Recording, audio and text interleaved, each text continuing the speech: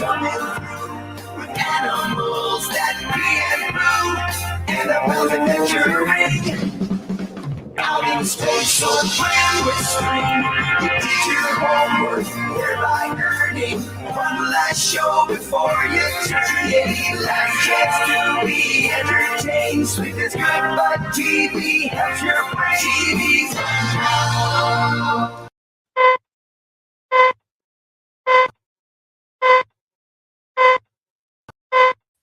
Good whatever to you, whenever you are watching this episode of Successful Failures, the show where we take a look at shows and movies that were bombs and failures canceled quickly, but we consider them successful pieces of art. I am your host, Dillon. This is my co-host, Secret Snake, Tommy. Hello. Thanks for joining me again to talk about this show that we absolutely love and the Comedy Central executives absolutely hated. Oh, 8 episodes and they were done. And usually you get 9, I think. Like you get 9 in a season and then they pick you up for the back 9 or something like that.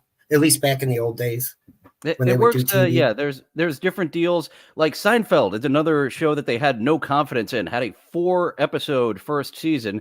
Eventually got their legs underneath them. But they used to give things a chance. Like Cheers became one of the most beloved comedies of the 80s. Had a god-awful first season.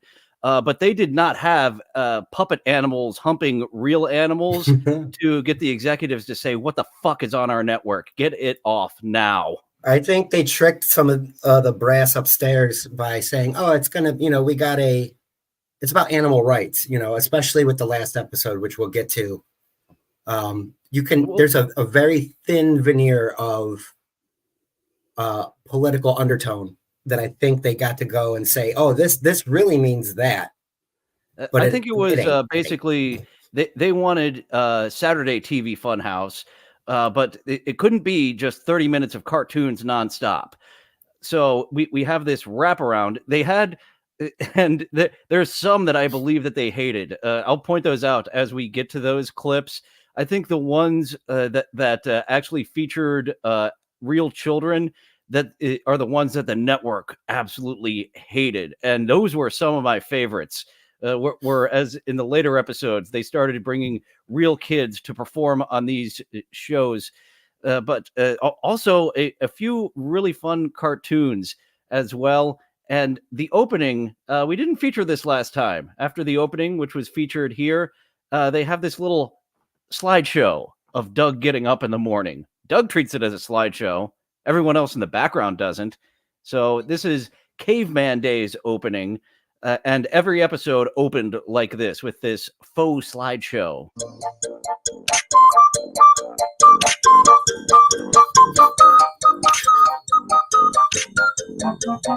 Absolutely no one else playing along with Doug doing his, this is for the camera, not taking still shots.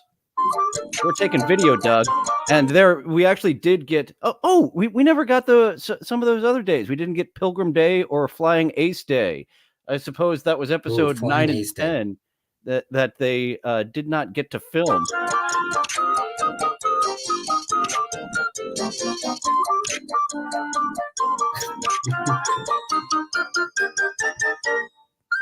Hey, everybody. Ooga booga booga booga Caveman Day. So it's that Caveman. That's how they start every episode. And 2 hack writers, indeed, 2 hacks together, coming as one to talk about this. I wouldn't call it a hacky show, but as I said, the Comedy Central brass certainly would. They were not happy with some of the language later on, and this is his living fursuit.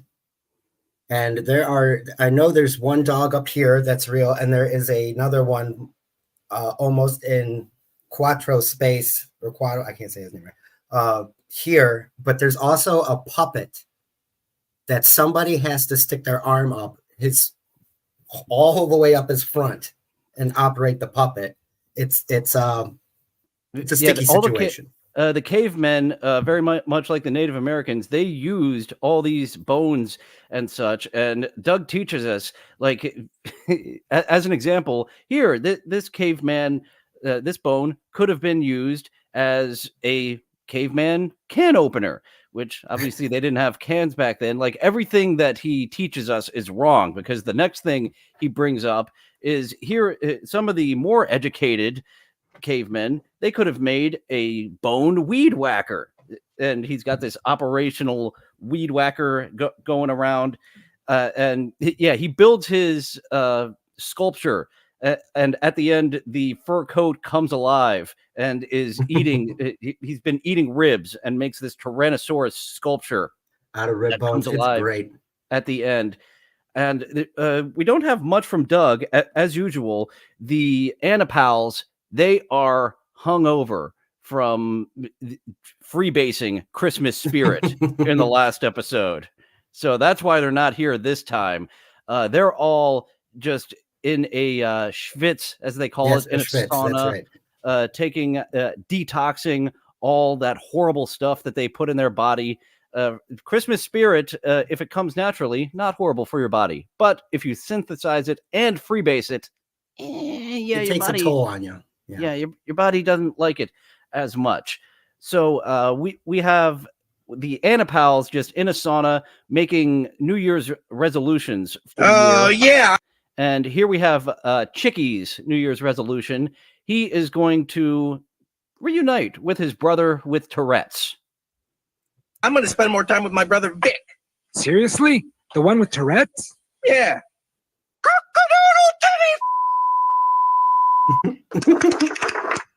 Sorry. And there were a few more in between there. I cut to the last one. It was at the golf game that Chicky was finally like, fucking forget about it. I am not reuniting with my brother with Tourette's.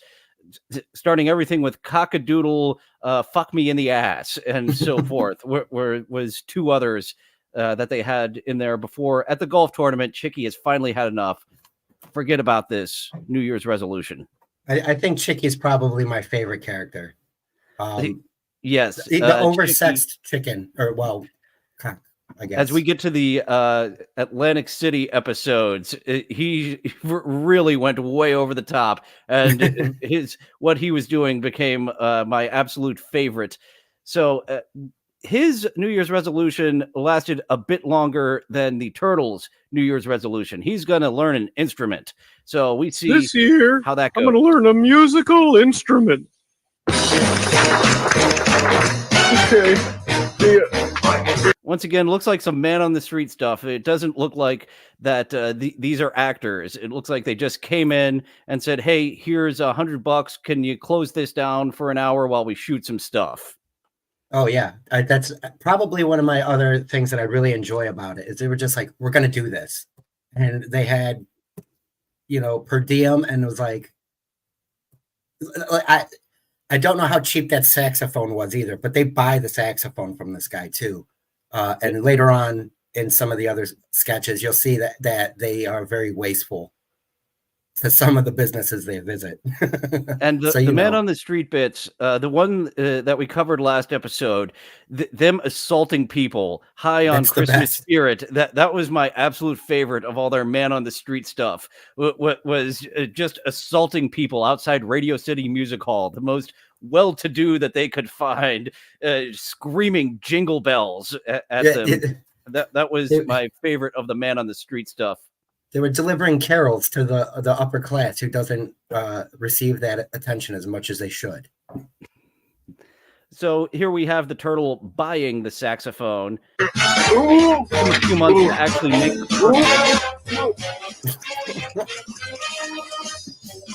and now it's just a hamper. Yes, this is accurate. And I'm glad you have this too.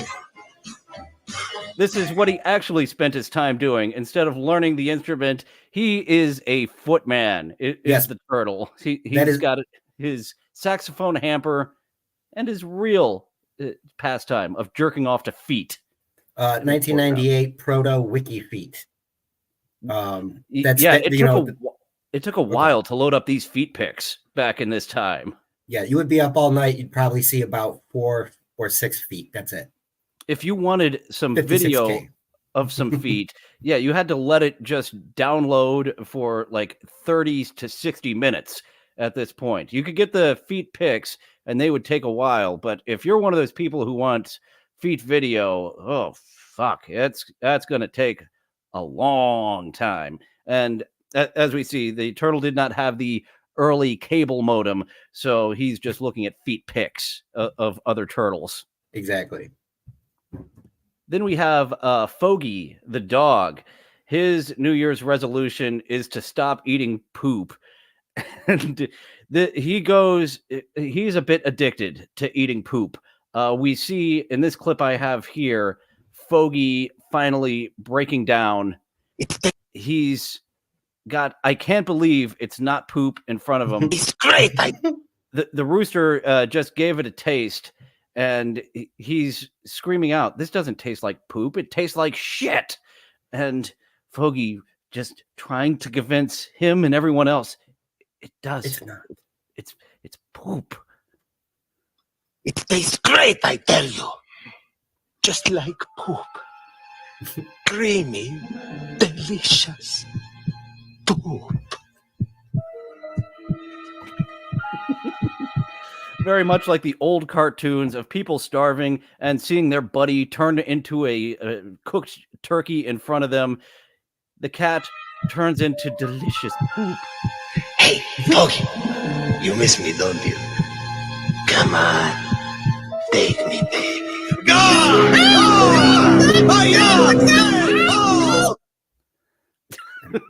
When animals attack. I had a quick frame of Doug, who is his fur coat fell asleep at this point, so he's just there in his underwear. Even only Zabu sticks around, chasing his tail, and I'm so happy that we got more of Zabu coming up in more episodes. But we had some more New Year's resolutions. We have the Mosquitoes' New Year's resolution, which actually just tied right back into Fogy's. It was a callback to what was going on with Fogy. Prescription glasses I never wear. This year, I'm really going to start wearing them. See? See what? In the sauna, remember? I said I'd wear my prescription glasses. What? Can't you see I'm eating? And they're the conclusion of what was going on with Fogy when he finally he snapped and tried to eat Mr. Whiskers. It is a poop sandwich that he is now back to, and just absolutely made it to May. He gave it a good shot, a much better shot than the turtle. But the mosquito wins on the New Year's resolutions with actually wearing his prescription glasses. He followed through. He's being a better mosquito until a certain point, which we'll see in Safari Day. Actually, I believe that's a different mosquito, because this is this is their mosquito friend. He's one of the Anapals. In Safari Day, it's an African mosquito that travels across Doug. the pond. Yes. We have just a couple more New Year's resolutions where the duck he wants to kill a celebrity. That is like his big goal this year. He is finally going to kill a celebrity. Annie pals. They did sneak that in nicely. The anal pals. That would be over on OnlyFans. I have a different set of puppets that I'm commissioning for that, Sam V. So look forward to the anal pals, legally distinct from the Annie pals on Puppet OnlyFans coming soon. That's right. Yes, the Puppet OnlyFans. One of these days, I may have to actually follow through. And there is a lady, as I mentioned, who does have a puppet making business, and I would have to get some of the less obvious sex puppets from her first, because I think when she realizes what's going on, she won't take any more of my orders. Oh, good point. Good point. Well, you got a backup too. If you have to, I'll use my address. We could start shipping here too. We'll have to find some more puppet makers, some that aren't as wholesome as this lady, who would be quite upset that her puppets are being used to penetrate Wawa. Come on, Wawa, get off the streets of Venice. She wouldn't even want to move out of the streets of Venice. That is Wawa's territory, as seen on Catch 22 with Electra. Yep. But I'm definitely wanting. I'll come stay in the chicken coop with Wawa for a while. The excitement would be. Oh yeah, we would have to get the chicken puppet for Wawa. The chicken puppet to go along with her tiny house of the chicken coop would be very appropriate for the puppet that Wawa works with regularly. And I did have a suggestion from another chatter to get 2K in on that. We will talk to Hackride. I believe he's 2K's agent. I think he'll be one of the easier deals in the puppet only fans. And here we're talking about a show that was really a pioneer in puppet fucking. Oh, absolutely. They got away with so much because of that. And I think it is what ultimately led to their downfall. Somebody upstairs was like, what the fuck is this? The puppets doing snorting, freebasing, and fucking real live animals. That was absolutely not what the network wanted. They wanted cartoons, which we will get into after these New Year's resolutions. We've only got 2 more New Year's resolutions of the duck here. I forget the character name of the duck puppet. He's going to kill a celebrity. I'm gonna kill a celebrity. Oh yeah. Don't fight it. Sleep. Eternal sleep. Hey, Bob Hope doesn't count. It's too easy. So he is going for the easy target, and Chicky is able to get into Bob Hope's house very easily. And what? You're gonna kill a guy who can't defend himself? Wow, you really killed a celebrity. And Bob Hope died not long after this. He was in his 90s. Yeah, he was extremely old and right at the turn of the millennium there.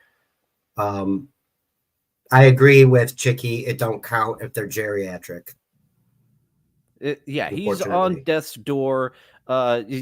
You're just opening the door slightly to get him in there.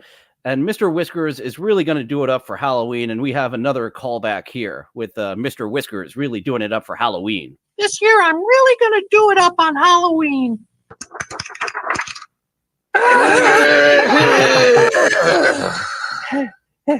Oh, real scary. You killed Bob Hope. 2 callbacks during the segment there with the eating poop and 2 of the Annapals attempting to kill Bob Hope with real scary, Mr. Whiskers. You finished him off. Ooh. Yeah, exactly. You killed an old man. Geriatrics don't count. You got to get them at least in their 40s. That's after that you're kind of just speeding up the process. Well, I have seen some 50-year-olds that can kick my ass. 60-year-olds, they still think that they are a spry 40-50, but you should be able to get those 60-year-olds. Yeah. Closer to retirement age, you're right. So I think Earl can kick my ass. Earl Skakel, I don't know if I saw him in person. As I was talking with his chat, we were both on set at I'm Dying Up Here. I don't know if I was on set any of the days that he was. I don't recall seeing him. I haven't seen Earl Skakel in real life to my knowledge. I don't know. I will give it a solid 50-50 on who would win in a fight between me and Earl. He hits the gym regularly. I do not. So it's at least 80-20 for him in my case. Oh yeah. He's got the yoga and he's got the gym. So he's got the working out working for him, where yes, we are being 2 lazy bastards. I did yoga for the first time a couple of weeks ago and it was like, I'm going to get back in it. Nope. Did it once and have not made it part of my habits.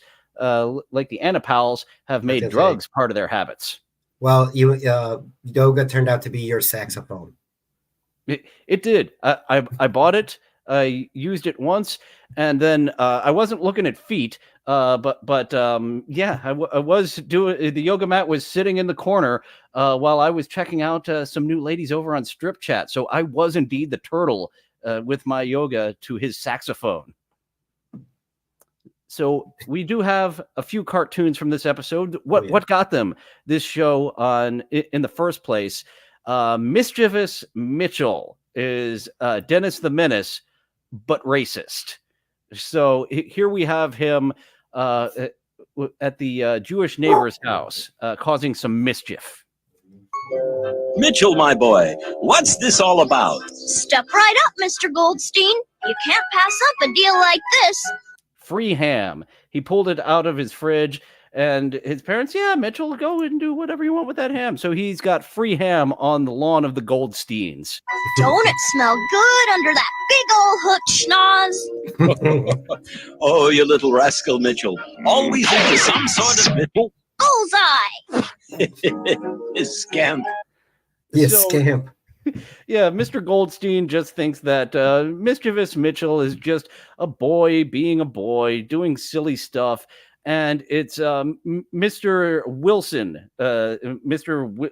Wilton, they call him here, that ends up looking the racist. Mrs. Wilton, where is my stuff? Little Mitchell, he got some wood and some tools, and he's going over the Goldsteins.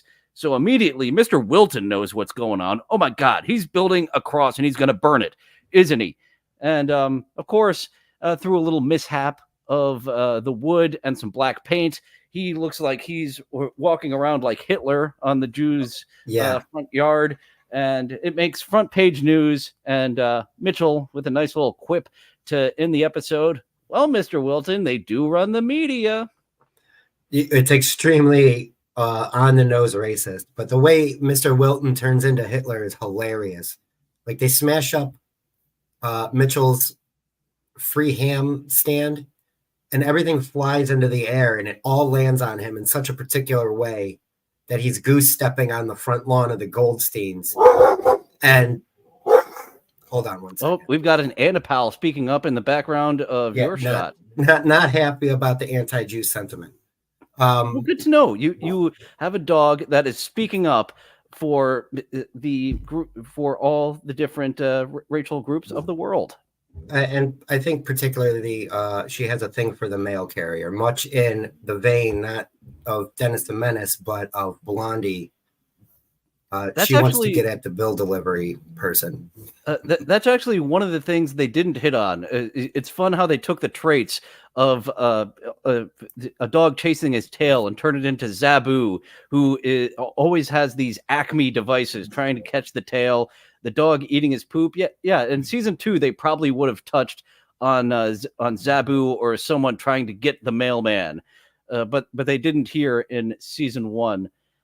We have a few other little. This one isn't a cartoon, but we have a fish character that took kids on a tour of a bakery, and he's a fish on dry land. So there's just a glass of water that's thrown on him every once in a while to get him to not die. Here's where the donuts are. And this was my favorite of those instances, being right next to a fryer. It's a fire. That's a fire hazard. Black and white. Yeah, oil and water together. It's a saying for a reason. And hot oil and water. Oh man, I was actually at a restaurant job at one point, and there was a small fire that started, a small grease fire, and it was actually the manager. Should I get the hose? No, do not get the hose to put out this grease fire. It will no longer be a small fire. And it's a manager. That really disappoints me.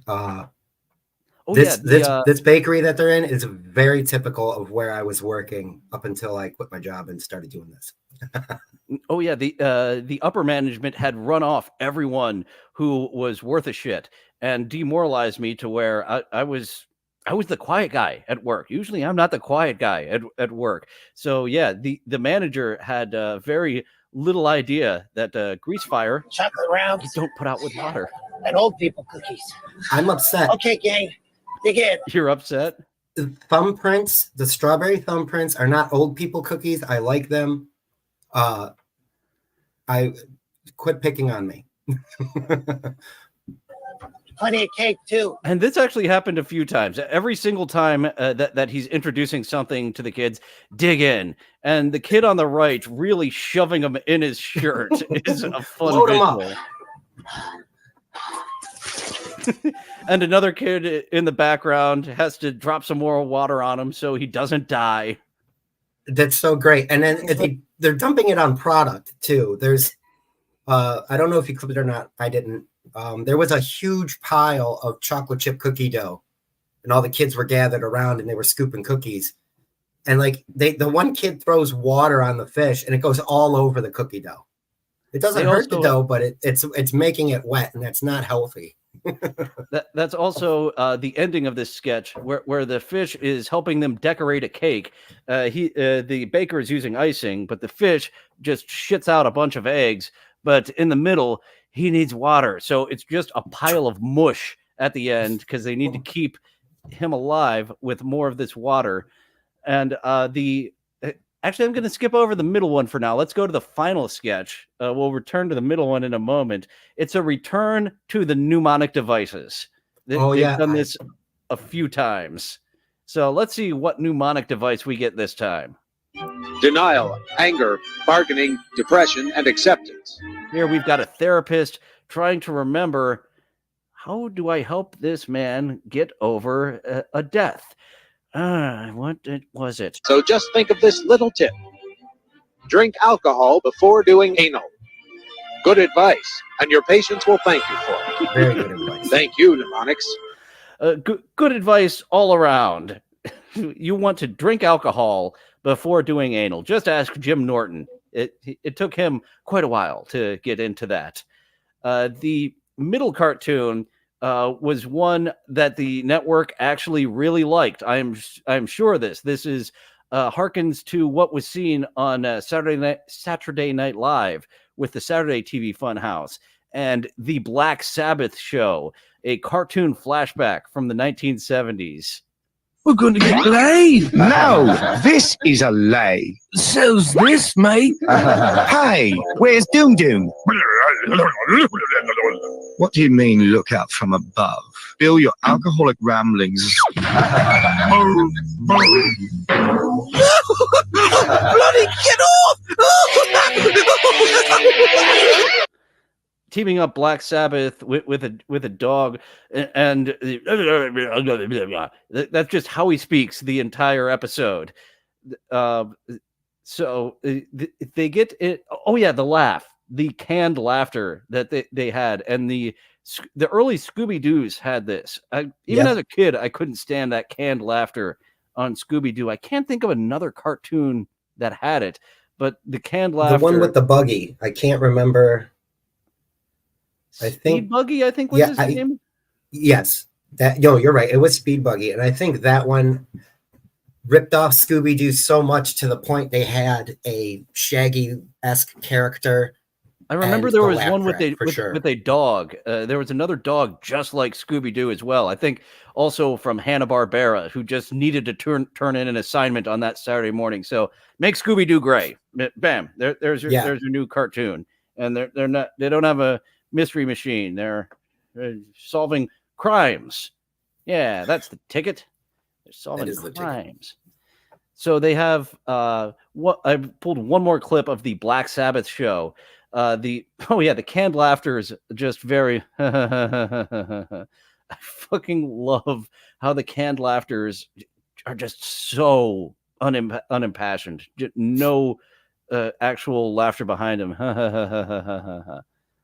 So here we have the chase. Every cartoon, most cartoons, have a chase. Turn the volume down a little bit on this when I was editing these.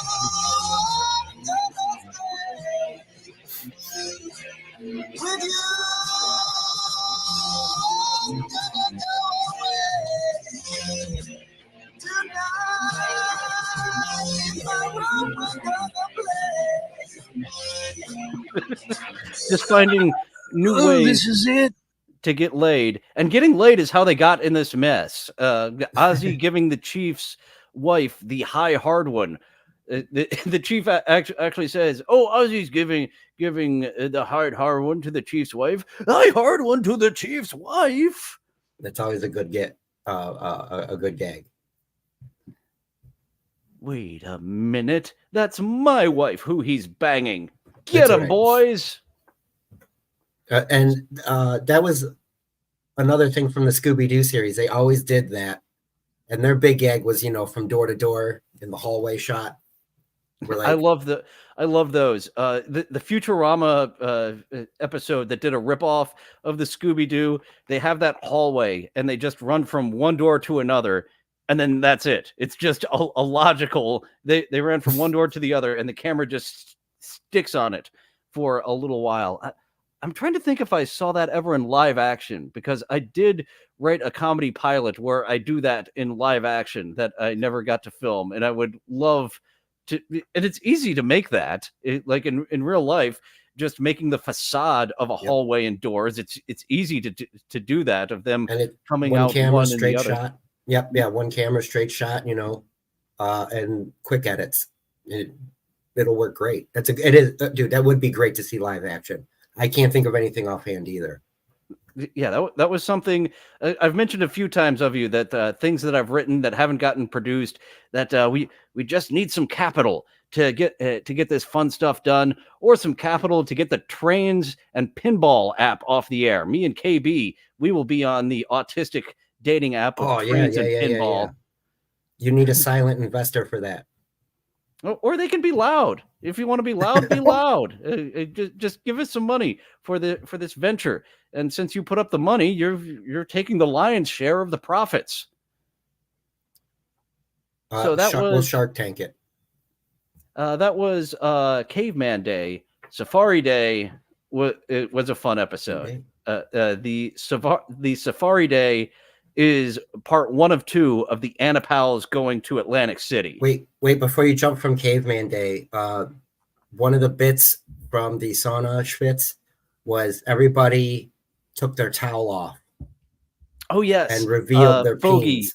Fogy the dog came in without a towel, and at first everyone stop doing that, Fogy. He's doing jumping jacks in the second scene on an obvious green screen. He was dangling it on the people below him, on the steps below. And then he convinces everybody to take their towel off and reveal. And the turtle has a big old turtle cock. Like, you can't see any of the Annapals' penises except when the turtle takes his off, and they have a clay green turtle cock sitting there. It's 2/3 the size of him. And then which is accurate. The turtle cocks are weird and huge. So I was pretty sure that was scientifically accurate. But then a horse walks in. A live action horse, not a puppet. He drops the towel, and everybody else gets extremely embarrassed very quickly. Everyone puts their towel right back on once the horse comes in and decides to join the towelless sauna. Yes, I forgot to consult my notes for that. That's all in my notes for that episode. Thanks for bringing back the animal cocks. The network certainly didn't like those animal cocks, but they were funny for us, the viewer. It was educational. We found out exactly, who has the biggest horse peen. I mean, the horse, obviously, but the turtle. We thought that was just a joke. Doing a little bit of research, no, they are weird and huge. Exactly. Teenage Mutant Ninja Turtles lied to us. But luckily, April O'Neil did not go for the turtles. That will get you salmonella. Like, turtles just have salmonella on them, apparently. So no BBBJ for the turtles, April O'Neil. They have to cover up. Okay. Now we can go on to Safari Day. I'm sorry. And the trip to AC. The Annapals, they're going on an imaginary safari, as Doug tells them. And they're like, we're animals. We can't think or reason. We can't go on an imaginary safari. We're going to Atlantic City. Yeah. So we're lower beings. We have no imagination. That's right. We're lower life forms. And there was a lot of fun stuff that they do in Atlantic City. Like we had in the episode with the nurse doctor being a cute little monkey. We have a monkey ventriloquist that the animals are really enjoying. Just putting a monkey on stage with a little monkey puppet and shoot it. Let's see what's happening. Not happy. Menopause are loving it. They get it. The humans, they don't get this chimp twirliquist. Yeah, see, I knew it. Shrimp, they say it. You can't say it either. And the last shot was the turtle arriving via the pipes, as he always does. And as they said, all the humans are there for Triumph, the insult comic dog. This was a big get for them, having established celebrity Triumph, the insult comic dog on TV Funhouse, which was easy for him since it was a Robert Smigel creation and voice, and he's already there doing several voices. Unfortunately, I got a copyright notice when I tried to upload Triumph's song Underage B Sean. I am Underage B Sean. That is so disappointing. So disappointing, because that's icing on this episode. I can't remember the lyrics, but I know that they are very she had extremely questionable. They're questionable. Ass like she's 9 years old. Yeah, that's it. That was one of them. Underage B Sean. And it's catchy as shit. Sean. I had chased it out of my head until you mentioned it this morning, and now I've been singing it all morning because it's a hilarious song. It's hilarious. I did give all these clips a test on if they were DMCA free, and that one showed up with a copyright notice, and YouTube was like, yeah, the owner of this, they let people use it with no consequence, but they've been retroactively striking channels, so just gonna play it safe. You can check out Triumph the Insult Comic Dog's Underage Bichon on the internet. It is a fun song, but with the copyright notice, I'm just let that one. I'm gonna just mention that. But we do get Triumph the Insult Comic Dog backstage, and once again, another thing that the network certainly hated, because Triumph is getting blown while he is talking to all his buddies. I was telling them how we used to hang out. Fogy, your breath, man. You still eating your own poop? Well, no, not anymore. I got a therapist who told me not to. It's a joke. Hey, easy. It's not a chew toy, all right? Jeez, maybe we should come back later. No, stick around, Fogy. She might need a toothpick. Because he has a small... Welcome back to Safari Day. Apparently, the network put their foot down on calling Fogy's small dick a small dick there. So a quick jump cut to Doug back at Safari Day. And Fogy the dog, childhood friends with Triumph, is just getting shit on the entire time for having a small dick. And Fogy is not having a good time. And neither is Doug here with his... He got an ayahuasca plant. I had not heard of the ayahuasca plant. It was out of my mind until Robin Quivers went down to South America and tripped balls on the ayahuasca plant. Doug didn't trip balls and immediately made him break out in hives. As we mentioned, there was a mosquito. No, I do not have a clip of the mosquito who convinces Doug, nah, let me just drink your blood, buddy. And he's actually giving Doug a blood test later. Spitting it out into vials, no STDs. So he actually did help Doug with drinking his blood by giving him a blood test. I think the plant was also referred to as devil's tongue. Yes, it was. I don't know why they call it the devil's tongue, and then he reveals his face to just be full of hives after, I don't know why, but it's actually another reason. It's the devil's tongue because it'll make it trip balls. And he also got a couple of other items from Africa along with the plant. Yes, he did. A monkey paw ashtray. We need to save the rainforest for things like this monkey paw ashtray. Just things made from dead animals is what he's promoting to help save the rainforest for. And the elephant foot umbrella holder was like a 3 foot from the knee down elephant foot, hollowed out so you can keep your umbrellas next to the door. Very nice. And one last thing, jazz. Oh, yes, that's right. And he brought out a jazz album of like the whitest white guy. Yes. I didn't write down who it Benny was Goodman. From. It was Benny Goodman. Benny Goodman, a very white man. And I believe, that's all really we had from Doug on Safari Day, because there was a lot going on in Atlantic City. They meet up. Most of my notes are with Robert Goulet. Seriously, Goulet.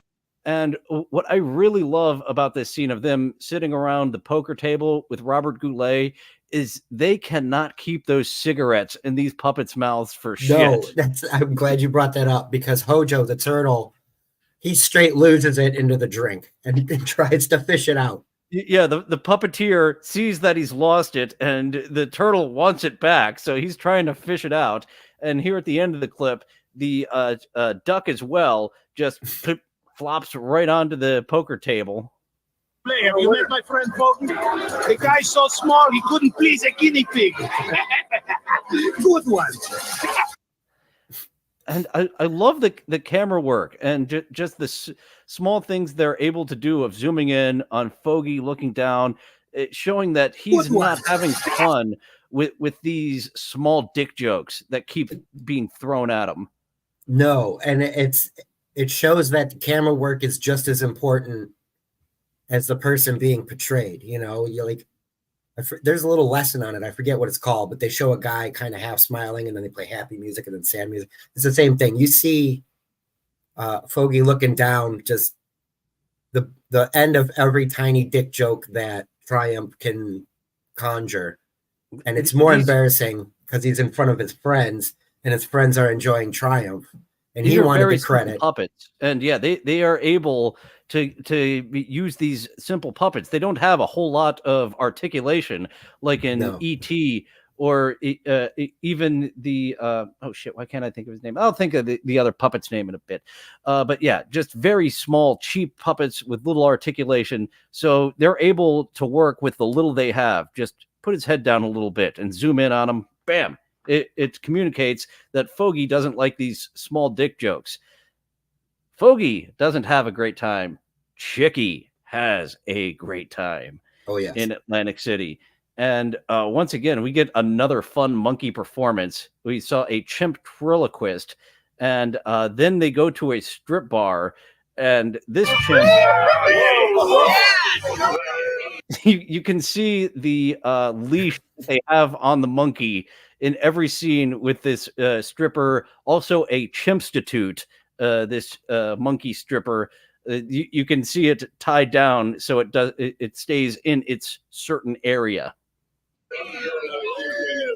Goulet's enjoying it. The real dog. I always love that one real dog amongst them. Yeah, the chocolate lab is in a lot of episodes. Like, is always hanging out in the background. Yeah, definitely. Yes, that's right. He's on the list. Yeah, he is always there. He must have been like the most well-behaved dog actor because they put him in so often that he gets as much airtime as the other puppet Anapals almost. Yeah, I'll do you, baby. Come on, I love you. Take it off. Do it to me, baby. Do it to me. I love you. And the monkey did exactly what they wanted it to do. It strips off its tassel there. It picks up on Chicky. They probably had some food on Chicky, like they did with Triumph getting a blowjob. Just some dog food here, so the dog would just keep licking. Triumph's comment there too was great. It's not a chew toy. I thought that was great. But I forget the Chimpstitute's name. I want to say Vicky.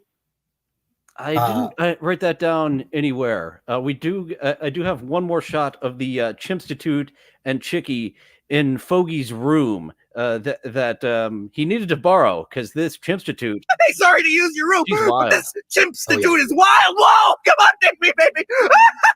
Oh, Anna, I think I'm in love. Oh, yeah, do me, hurt me, baby. Do me, hurry, rough. You're a married man. Come on, Fogy, that was in a completely different state. Come on, throw me around, baby. Do me, rough style.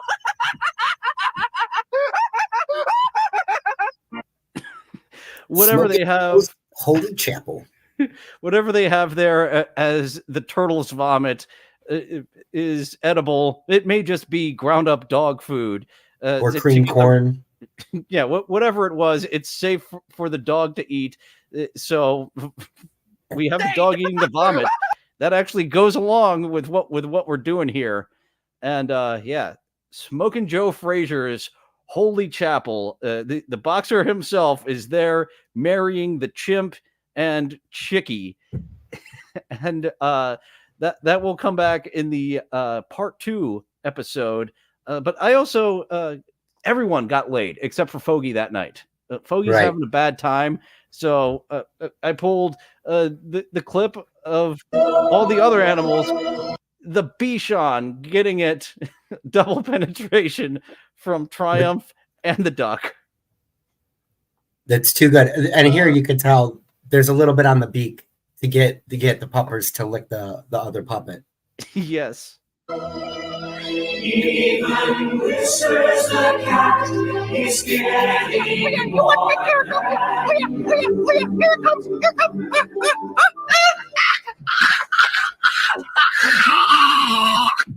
Oh, sorry. I didn't mean to. Oh, God, I've always wanted to do that. Oh, sorry. Look, I'll throw in an extra 20. That poor rabbit. Yeah, right there. There is no way the network was in favor of what was going on here with a puppet cat humping a real rabbit. Who are rabbits are good animal actors when you just need them to sit there. We had they're very lazy. We had just a couple cartoons because Stedman, Oprah's. Is he a boyfriend? Is he this? This one has always been in my mind. This was a 2-parter. That they introduced it as the first segment and then came back to it in a second segment of Stedman. And what is up with him and Oprah? Well, look at you. This is it. I can't believe it. After 15 years, we're finally going to consummate our love. Right there. Damn. This is Stedman. It's the commissioner. What? Professor Haight? He's escaped? Damn. What? The French Riviera? Now? Yes, sir. I'm on my way. Damn him. Damn that Professor Haight. He's escaped? Again? Oprah is very familiar with Professor Haight interrupting their romantic plans. Every single time. It's just so convenient. And she is funding his ventures as a secret agent that no one can know his secret about. You've just got to help fund me so I can take out. And he really does go to the French Riviera, and he's there with a bunch of bikini ladies just having a great time. But Diane Warwick, while a guest on Oprah's show, has a vision. Someone that you love is in danger, which sends Oprah to the French Riviera. And the to be continued.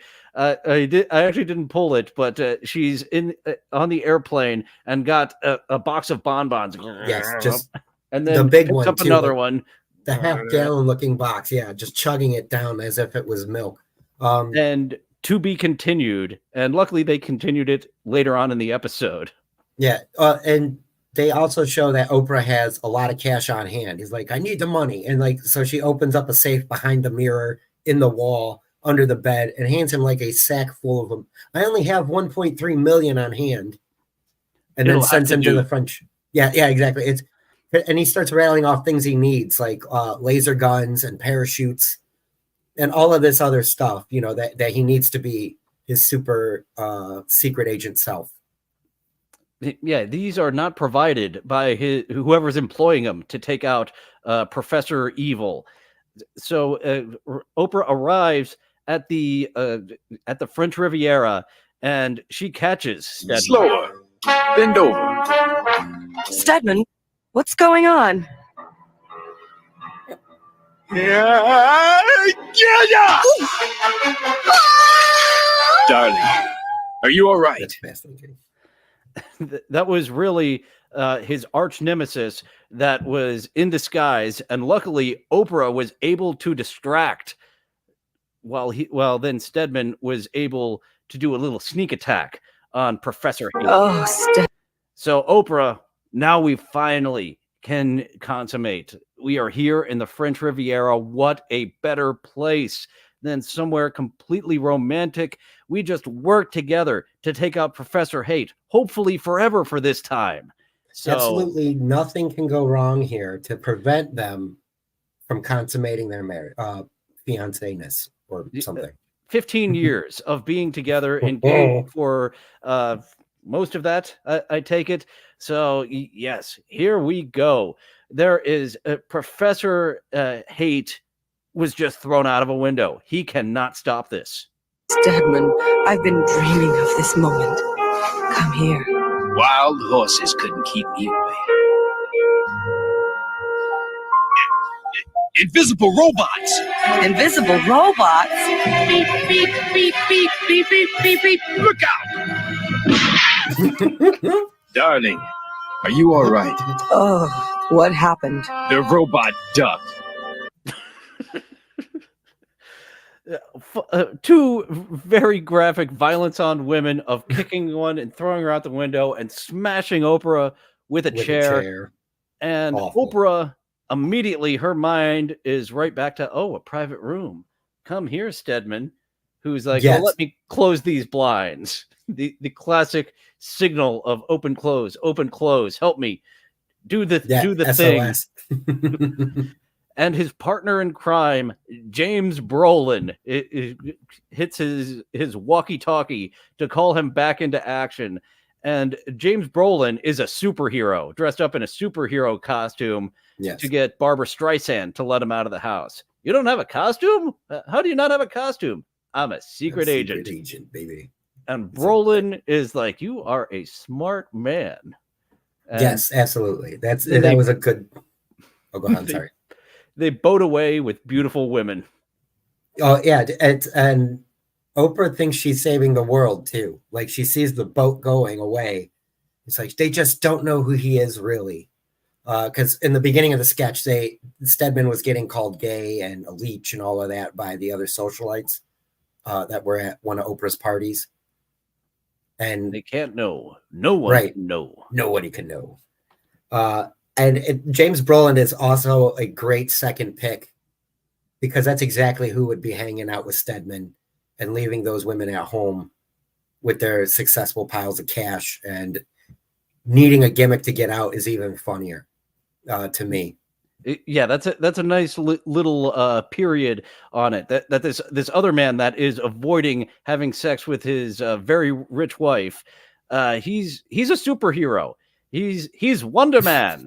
There is a second Wonderman we'll be getting to soon. But there was one more sketch, one that was censored by Comedy Central. Oh, yes, the one that you mentioned kids. Before. Yes. I remember the original airing, and it only aired once, this porn for kids, after Comedy Central themselves quickly slapdash together an intro and outro of porn for everyone. So here's a little clip of the porn for everyone, as Comedy Central deemed porn for kids. Holy shit, we should have looked at this a little closer. You let this on our network? Fuck. What's on your mind, sir? I was thinking how good it would feel to have Latour's mouth wrapped around my... Ruth, it's almost 2 o'clock. You better get back to those reports.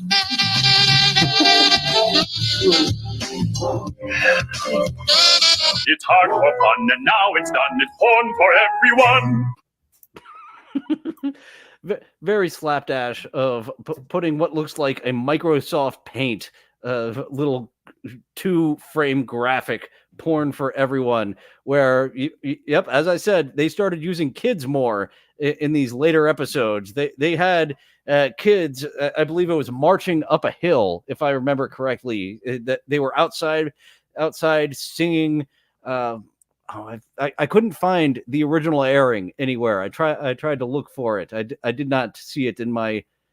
Could have looked a little harder. Maybe it's somewhere on the internet. Maybe it's on my VHS tape back in Maryland, stored away, because I was an information hoarder. I think that I was taping these as they aired. So somewhere out there is porn for kids, but the more readily available one is porn for everyone. Yeah, I agree. There's got to be somebody out there with a VHS tape floating around with the original airing. It's a product of the time. You would always have to do that. You would have to hit record and just let it go. And you would capture some stuff that snuck through. And I think that's very much similar to the YouTube thing, where you can't say certain words in like the first 10 minutes, because then whatever the algorithm bot is checking just skips to the next thing. Somebody upstairs was like, they watched the first half of this and probably blew, or no, you said it aired on Saturday Night Live first, right? So it might have just went the out. Cartoons did. This Right. TV Funhouse, like the Saturday TV Funhouse, like where these cartoons originated, it was on Saturday Night Live. But actually, they did have one. There was one crossover that they brought back from Saturday Night Live to air. Yeah, everything else was completely original on Comedy Central that they made especially for this show. Okay, that's what I was wondering about, because my favorite Robert Smigel ones from SNL were always the fun with Real Audio, where they like clip a president's speech and then they animate him doing stupid shit while they're delivering this great speech or whatever, or trying to talk their way out of some debacle I that they got remember themselves into.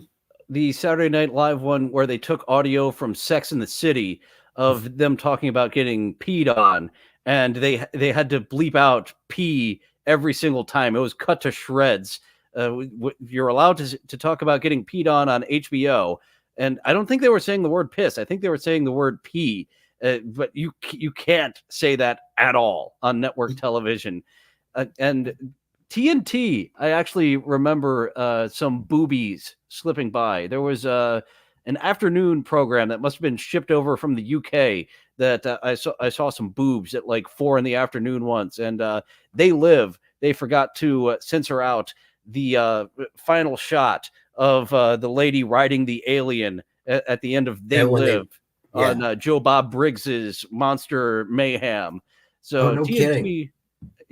TNT every once in a while. Those are the two times I remember seeing bare breasts on TNT in the 90s.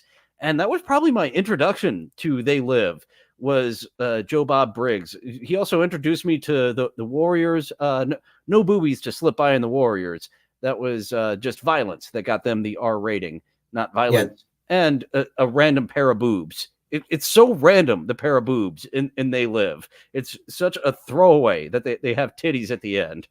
Yeah, it's like you just said, it was literally maybe a 1 second quick scene.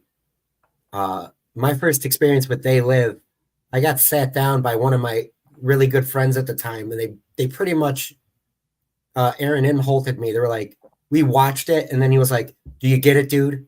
Do you get it? Do you understand? Like, you can't miss the point of They Live. It's pretty on the nose of what's going on. It's not any subterfuge there. It's telling you right on to your face, there are lizard people that are taking down the real humans. Fucking look out. Right. No, it's basically there's an overlord ruling class that are keeping the general pop at large brainwashed. And it's like, that was the funniest thing. I looked at him and I was like, are you seriously trying to like quiz me on a movie we just watched? But it's also one of my favorites too, because Roddy Piper and I'm going to say his name. I think it's Michael David. I can't. It's two first names. Yeah, you're right. I want to give him proper credit. He's a good dude, man. I about him. Yeah. Keith David. Keith David. Thank you. Not my. And he did. I then remember him most from the few, the proud, the Marines. Keith David's voice being the voice of the Marines. You mentioned HBO. Oh, I'm sorry. He was Spawn for HBO in the animated. I was going to mention the longest and most meaningless fight in movie history.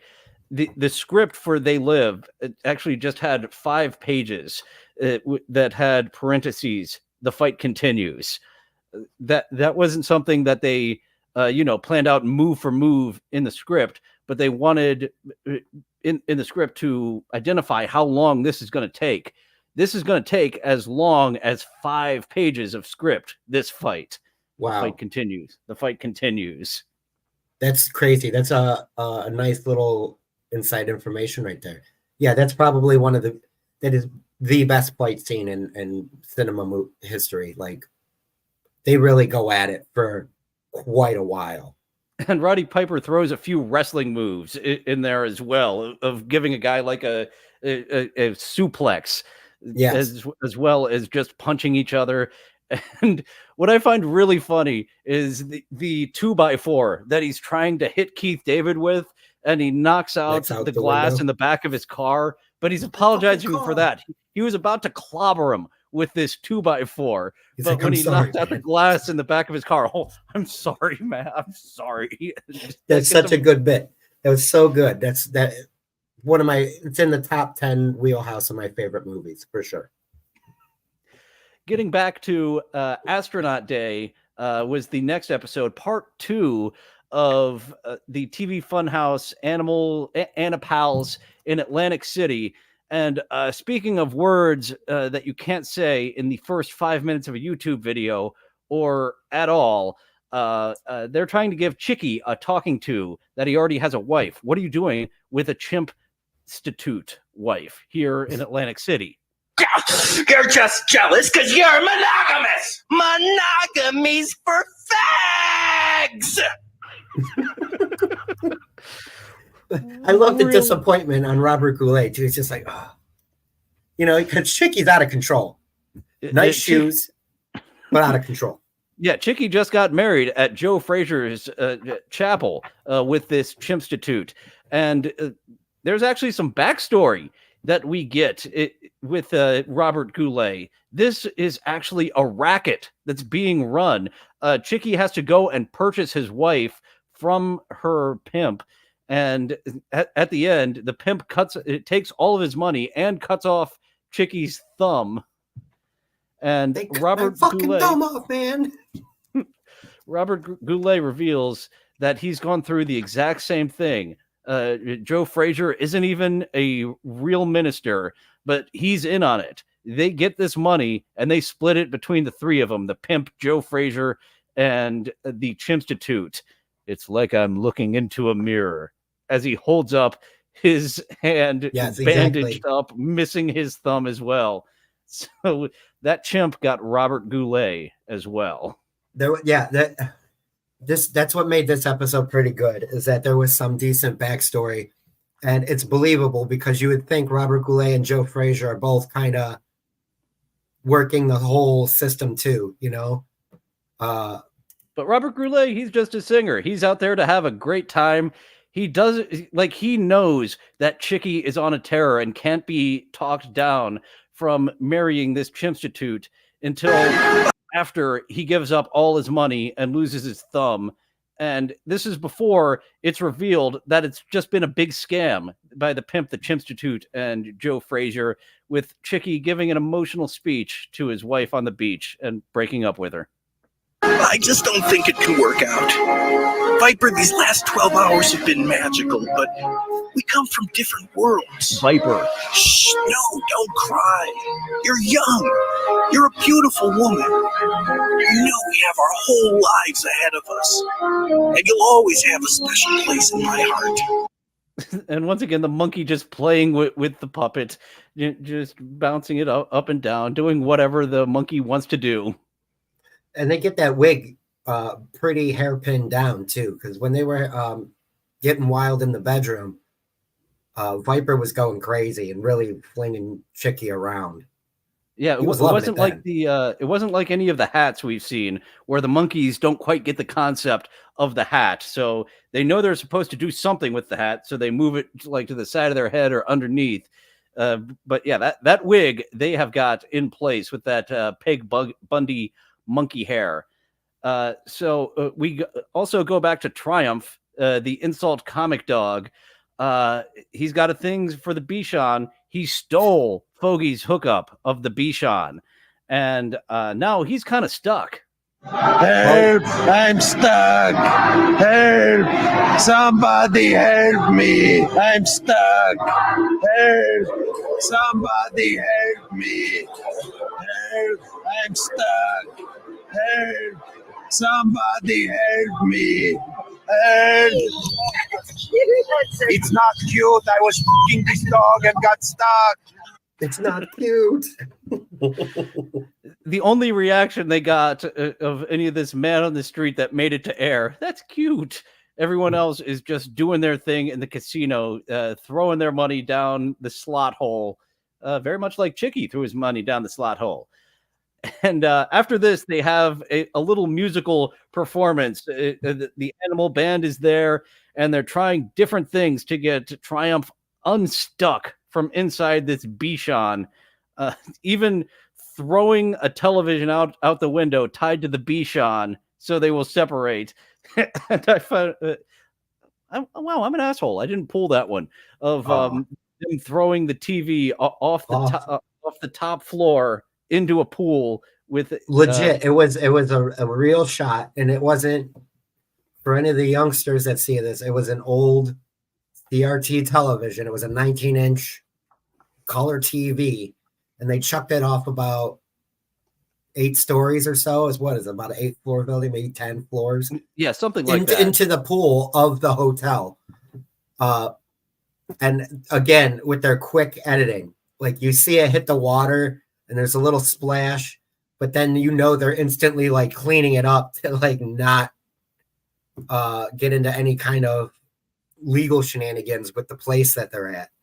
I imagine they would have had to get a permit for that. Doing something nuts like that. If they were just doing that without a permit, fucking quick, get the shot, get it the fuck out of here. If they were doing it Ed Wood style. Yeah, that's exactly how I would be doing anything like this. But again, it's Comedy Central, so maybe they had. They did have a little bit of a budget. They didn't have a big budget, but yeah, they did have something of a budget to get a permit to throw a big tube television out of an 8-story window, and then it was a Photoshop of the Bichon going through the air before its 2 puppets getting thrown into the pool. And this episode, we back at Astronaut Day, we have the reappearance of Terrence the Snake. Oh, yes. Another somewhat misleading guessing game. 42%. And it's Whistler's mother. Like when I saw that, not just an old lady in a rocking chair, as 42% of the viewers voted, but I was like, that's Whistler's mother that he swallowed. But knowing what it was last time, I was well aware. Mice again. Yes. And this time, I think it was probably because this episode had so much more going on. We only got about 30 seconds of the snake hacking rather than full-on minute where it's like it stopped being funny and then became funny again the first time that they just had the snake hacking for a while in the first one. Yeah, those jokes are very hit and miss with me. Like it's funny the first time you see it, but that's not. It's like if I'm watching this again, I kind of skip over this because once you know the gag, it's kind of you just all right. I know. It's kind of like the anti-ASMR guy. If anyone has seen that guy on my TikTok Around the Clock show, who will take a pot and a pan and smash it with a hammer into the microphone. I'm crippled with laughter the first time, and then after that, I've had enough of that. So yeah, here's a quick. I didn't get the full 30 seconds of hacking, but the start of the Percent of you thinks it's an old lady in a rocking chair. Yeah, maybe. 36% thinks it's a very pregnant midget.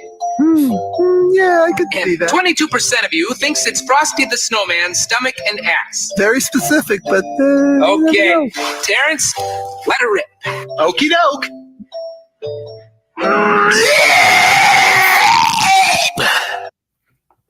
30 seconds of that rather than a full minute of that, as we got in the first appearance by Terrence the Snake. And this entire episode, Doug is trying to make himself weightless like an astronaut. He starts by sticking a helium tube up his ass. He takes some diet pills. There's one point we just see him on the toilet pitching to commercial. Yes. And yes. By the end, oh, go ahead. I'm sorry. by the end, he is floating away. So all these horrible ideas to become weightless. Your favorite, you say, being the diet pills. Oh yeah, that's a smart gimmick to me. How else do you become weightless? You need to lose weight. And once again, just very funny throwing on a kids show as well. Just take diet pills, kids. I actually went to school with an anorexic girl that, love those diet pills because they took away her appetite. Just more terrible advice for kids. And that actually segues into the safety gang. This was the That's third. what I was looking at my notes for. I knew that was coming. This was actually the third of the sketches that they had. This is one of my favorites. I fucking love the safety gang. I pulled the opening song from the safety gang. Hurry, hurry, hurry, hurry, hurry, hurry, hurry, hurry. My name's Donnie, and I don't drink poison every day. Marcy's my name, and I always never spray window cleaner in my eyes. Hi, I'm Just all these double negatives. Hurry, hurry, hurry while they're running down the stairs. Part of the set are those pointy fucking objects right at eye level. And this is the one that made me laugh the most. Hi. The kid in the garbage bag. That's so awful, dude. Let's go play in plastic. Cuddy, and I know people can fly if they jump off 20-story building ledges, but only if they have special powers, which actually no one does. Hurry, hurry, hurry, hurry, hurry, hurry, hurry. Him ducking back into the garbage bag was good too. Like that worked so well for me. The way that he blasts out of the garbage bag and just covers back in, a very fun physical comedy with the double, triple negatives that they're doing, and the over explanation.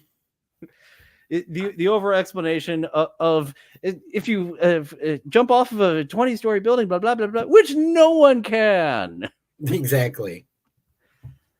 So this girl, she has a little sketch of her own after this, where she goes to Stranger Dan for a little bit of advice. And Stranger Dan has some candy for her in a brown paper bag. Did I write down what Stranger Dan actually tells her here?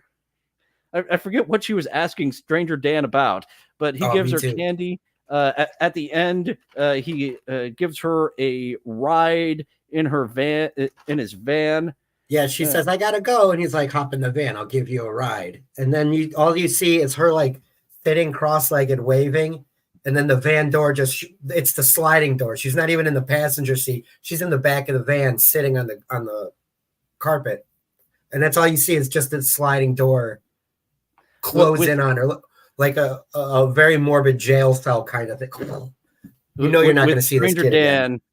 Both speaking and looking very suspect, but Stranger Dan is giving her a ride home, and there is one more bit where they have two puppets of Outletta and Wet Fingers, just a hand with wet fingers and this outlet, where once again they're using double, triple, quadruple negatives, telling you never to put your wet hands. Don't. And remember, stay 3 inches away from Outletta with your wet fingers. So thrust your hand 3 inches away, but no closer. It's a fun game you can play with your wet hands and an outlet. See how close you can get without hurting yourself. So that was the safety gang. I wish that would have been introduced in an earlier episode. So we would have got a second safety gang. This was one of my favorites. I think, yeah, my favorite live action sketch that they had was from the safety gang here. I agree. We also had a return of the baby, the immigrant, and the guy on mushrooms, where they're in the airport. And the pussycat, who's supposed to be looking after them, is trying to get some tail, and they end up on the wrong airplane, so he has to go chase after them. There we see him all bloody and fur missing because he had to jump on the wheels getting into the plane to save the baby, the immigrant, the guy on and they're causing the big calamity, trying to save the three in which mom told him to look after. Coffee all over the plane's controls because of the cat. He is causing all the problems.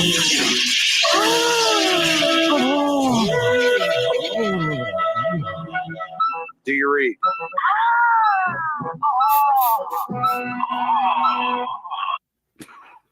What a silly bit. Somehow they're able to get out of the plane safely and guide it to the ground. And the mother always has a little present for each of them and messes it up. Like the guy on mushrooms gets the pacifier, the baby gets the American flag, and the immigrant gets the lava lamp. And they're all still just plenty happy with the gift that mom got them. Oh, yeah. The guy on mushrooms got the pacifier in this one, I believe. And it makes sense. You know, moms always do that. Very well for the guy on mushrooms, actually. That can help deliver, I believe it's ecstasy heads that were more into the pacifier, but it's still plenty entertaining for a guy on mushrooms. Oh, yeah. Oh, yeah, man. I remember that, too, from like old raver days. Dudes walking around with a shoelace and a pacifier tied to. Jesus Christ, what was going on at the end of the millennium? Glow sticks going on. Glow sticks. Yeah, I only ever remember taking ecstasy once, and he described it. The dealer described it as a very acidy ecstasy, so it was more tripping than anything, which I'm a big fan of. I'd rather the LSD as the end of my shows. LSD. I know. Thanks, Electra. That will never leave my head now. It's the first time I heard it was from her, and it's there. It's an implant now. Yeah, my outro for every episode.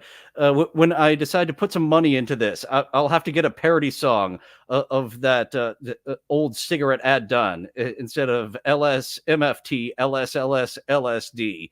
Yes, I'm ready to invest some money into this. Hack Ride will be ready to help. He's good with music, very good with music. So I'm sure he can whip it up. If not, we can talk to Mr. Blue Sky as well.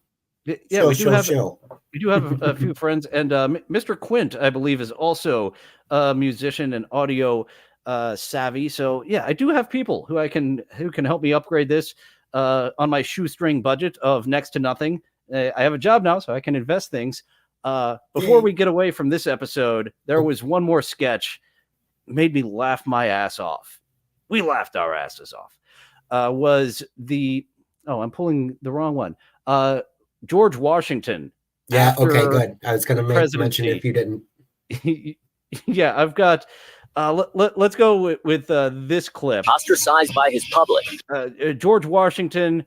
He fell into a depression and drugs after the presidency. This is put together like a VH1 behind the music. Scenes. Yep. And just follows it beat for beat, like a downtrodden musician. And George Washington found his druggy buddy in Napoleon. Ostracized by his public, Washington took up with his pal Napoleon as he fell into a downward spiral of women and crack cocaine. The two of them traveled the Southwest for 8 months, sharing a taste for tall underage immigrants and staying one step ahead of the authorities. Washington and Napoleon, like they would stay up for days. And they like turn. For no reason, Joe Walsh was a good buddy with Washington and can give this firsthand account of what was going on when he was going downhill. And this is not the first time I've seen Joe Walsh show up in the comedy arena. There was a Mad TV sketch, and I'm pretty sure it was Artie Lang too, where Artie and Dave Herman, I think, owned a air shop guitar store. Like they sold air guitars. Oh, I vaguely remember that one. Yeah. Yeah, and a guy comes in to buy one, and then Joe Walsh comes in to buy an air guitar.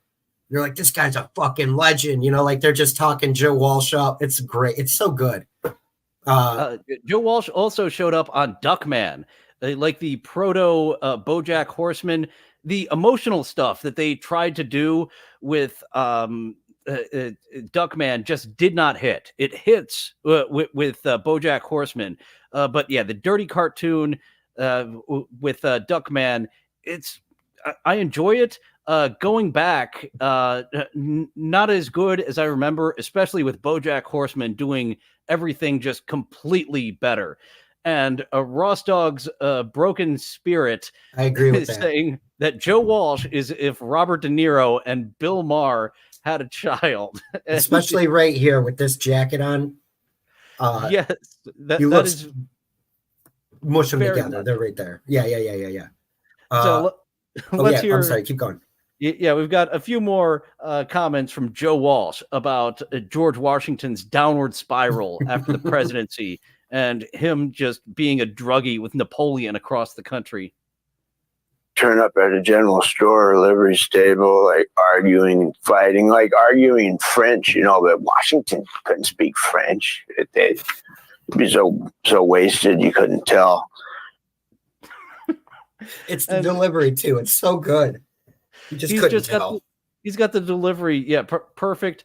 And here we have a drawn picture of them getting in that physical fight at the general store.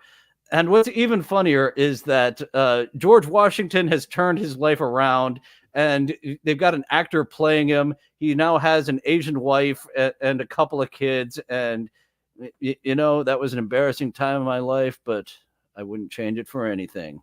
That's right. I also like that they have drawn commissioned pictures, but they cut to an actor and it's modern day time. Like when he's with his Asian wife and Asian kids. So like it's there's something going on weird time wise there that they didn't use photographs. I prefer the old style newspaper sketches instead of the TMZ route that they could have taken. It worked perfectly for what it was.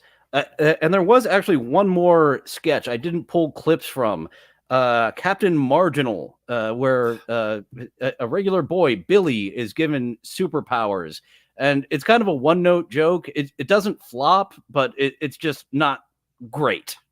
Right. I forget. Like the guy gives him a word. It's like Shazam. Screwpaw. He gives him that's Screwpaw. It stands for, and then each of the letters was just a porno title. Yes. I forget what the actual acronym is. I only remember pornos.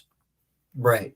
I agree. And like you said, it was a one-note joke. It didn't miss, but it wasn't of note. Real quick, one more thing on the safety gang. At the end of that safety gang sketch, they all run towards the spikes. And they do that shot. Quick freeze frame, right when they're right before the eyes. Yeah, some things were done so well. Running straight, I really wish that the safety gang would have been thought of in an earlier episode, so we could have got two of them. Yes, and I agree. These episodes, they did get better as they went along. They found their footing. They found their audience in us, but the network. And no, absolutely not. Mr. Blue Sky, right. Wondering, is that George Washington, D.C., or is that George Washington State? That's right. They were cousins, George Washington, D.C. and George Washington State. I get them confused myself. So we will have to ask Wikipedia at some point if that was George Washington State or George Washington D.C. I think it's D.C., but you're going to have to investigate that for me because I can't remember offhand either. Okay, so intermittently, we believe that this was about George Washington, D.C., not George Washington State, but we're going to have to do a little bit more research to confirm nor deny that, Mr. Blue Sky. Thanks for asking. It is good to note the difference between George Washington State and George Washington, D.C., two different fellows. Yes. So on to the finale. I'm going to get to the cartoons first, the sketches first, and then get to the wraparound, the big explosive finale. Wonderman! As I mentioned earlier, a return to Wonderman, who is always working to get his alias, his secret identity laid. And here we see him looking around the city of someone to save. So let's see what's going on. Old lady with her purse getting snatched, calling out for Wonderman's help. Help! Wonderman! Fat woman about to fall many stories to the ground. Oh, Wonderman! And a sexy lady who is being asked to give a tip to a blind homeless man. She's being Now this looks like a job for Wonderman. Oh, thank goodness. I tripped over this thing, and then it asked me for coins. Say no more. Thank you, Wonderman. How much do I owe you? I don't fight crime for money, ma'am. I do it to make the streets safe for all good citizens. And if you're not good looking, you're not a good citizen to Wonderman. So he sends her, there's a stain on her dress. He sends her to a dry cleaner's. And you think that he's got this shop just set up. He pulls out all these business cards of his alter ego. And here's the dry cleaners. But no, this is not a shop that he just has. He goes to Wong's Dry Cleaning with his magic eyes, changes the wording on it, and drills down to the center of the earth and leaves Mr. Wong sitting there so he can get laid with this lady coming in to get her dress cleaned. Oh, I thought you were going to cut to that. It's so funny. Like you said, he has literally a half dozen or more different jobs or careers. That's the word I was looking for, careers. And poor Mr. Wong, at least he didn't end up in space like the other guy. He threw the man in the first episode into the sun. Oh, you have a boyfriend? Where does he live? And he got thrown into the sun. But that is a quicker death. If he doesn't retrieve Mr. Wong, it's going to be a slower, fiery death than the man who was tossed into the sun. Yeah, it'll be baked Wong from the center of the earth heat. But this is another one of those sketches that are like, showing how law enforcement is deliberate with how they solve crimes, but it isn't. It's this guy. It's the joke. I don't think that they were trying for any political undertones, even though that's probably how I feel they sold it. And I really do wish it got a second season, at least one more. Yeah, just Superman trying to get Clark Kent laid. There is no Lois Lane here. Right. There is just random tale. It's so good. And I don't know where it started, but like how they do the Wonderman thing, like what's Wonderman. I've heard other people do that same joke, but I don't know if it came from this and it just kind of sat in somebody's head. The animation was definitely a ripoff of the Superman cartoons. Yeah, Max Fleischer style. I don't think that audio was part of the Superman cartoons. I would have to check out those old Fleischer Superman.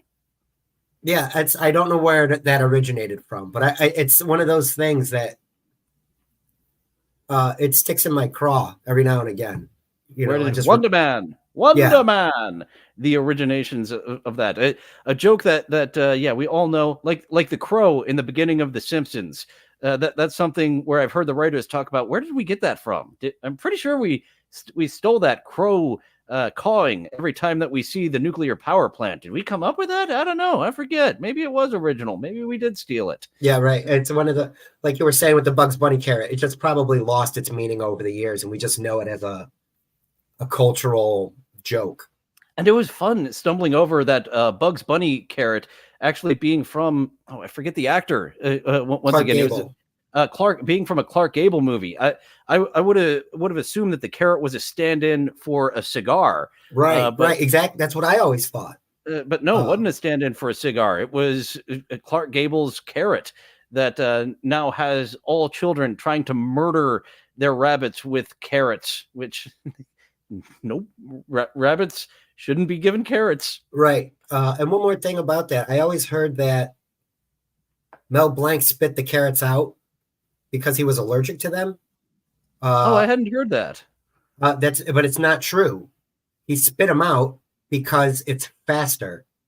You just take the bite of the carrot, you chomp, and then spit it out, and then go on with your next line. Yeah, he would have to take chewing a few seconds to actually get it down his throat versus and on with the next lines. Mel Blanc's, I think it was Billy West, pointing out how Mel Blanc, the episode where Bugs was doing a Daffy impression and Daffy was doing a Bugs impression, and they were two distinct voices. Like, that's insane that he was able to pull that off. It was Daffy doing an impression of Bugs, and then the flip of Bugs Bunny doing an impression of Daffy Duck.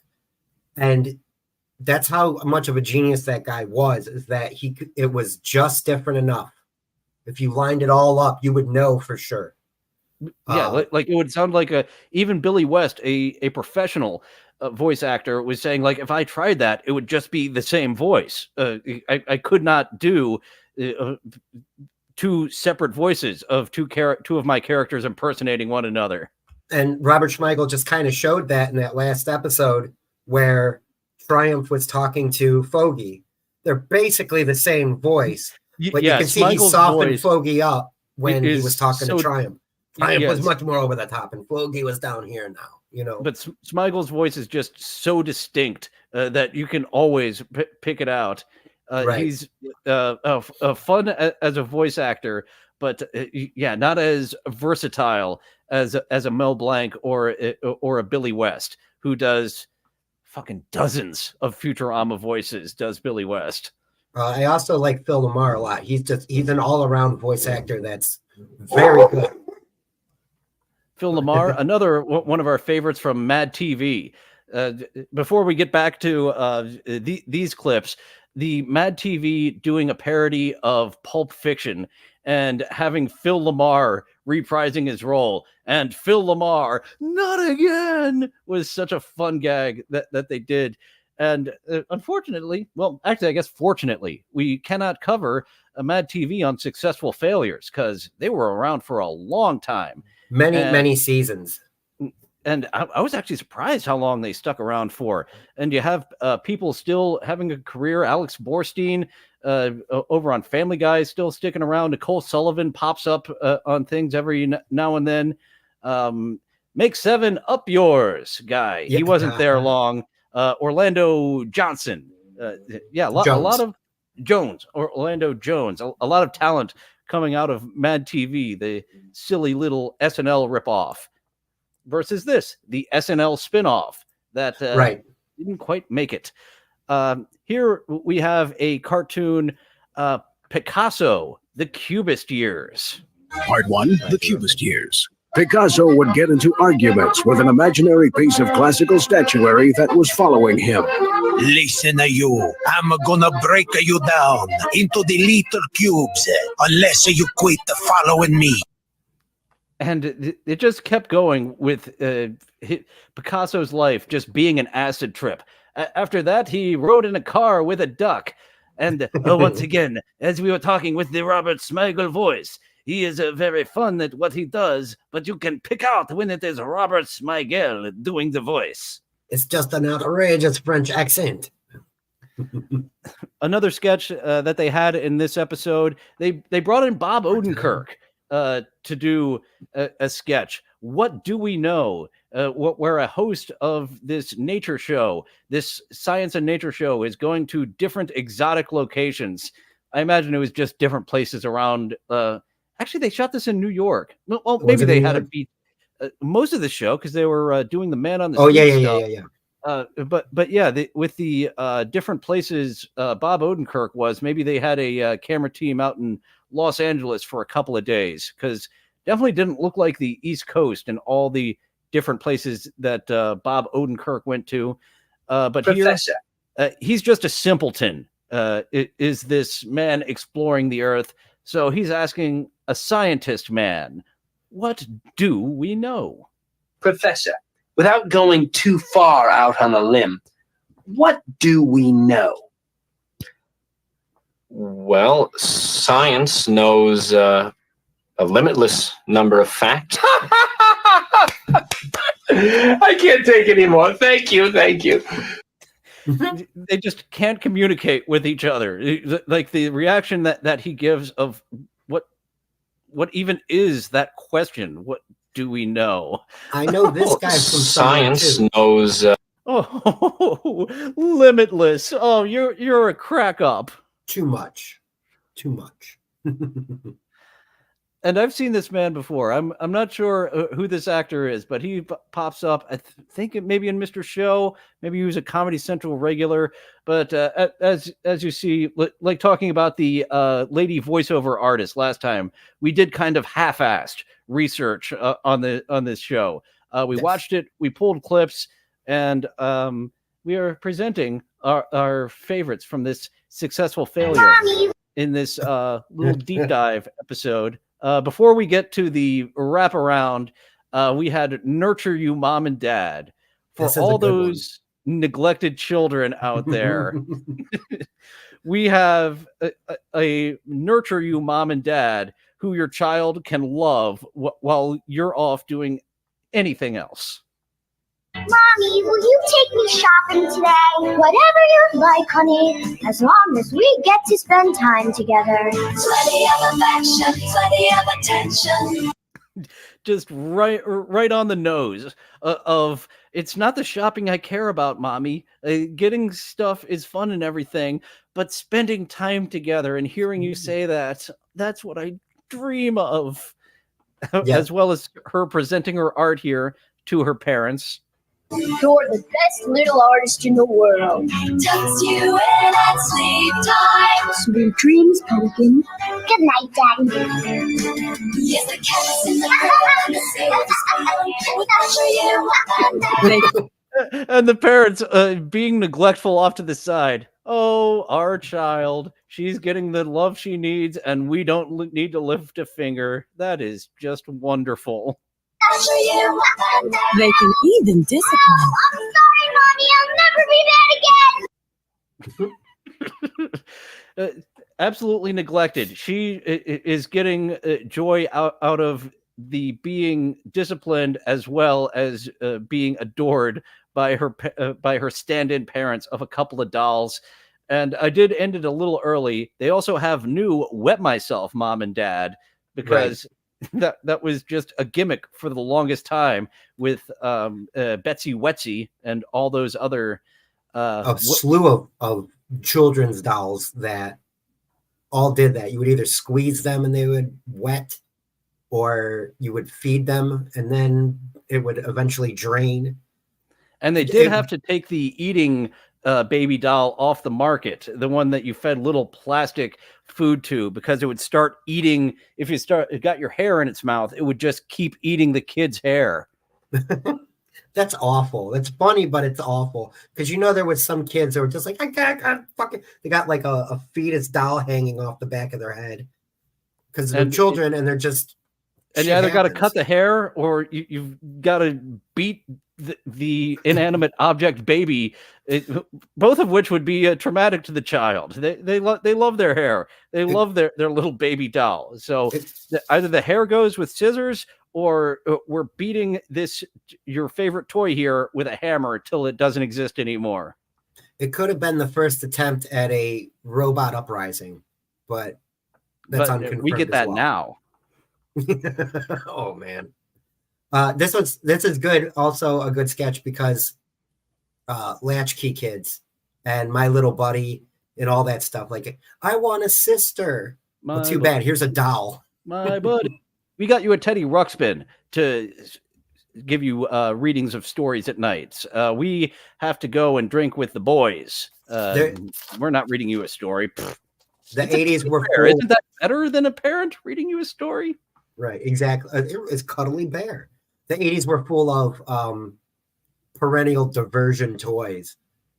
You know, like you just mentioned, Teddy Ruxpin. Instead of sitting down and reading your kid a bedtime story, we'll just put a tape on for you while I go have another Bud Light out of the fridge, or Coors Light in some cases.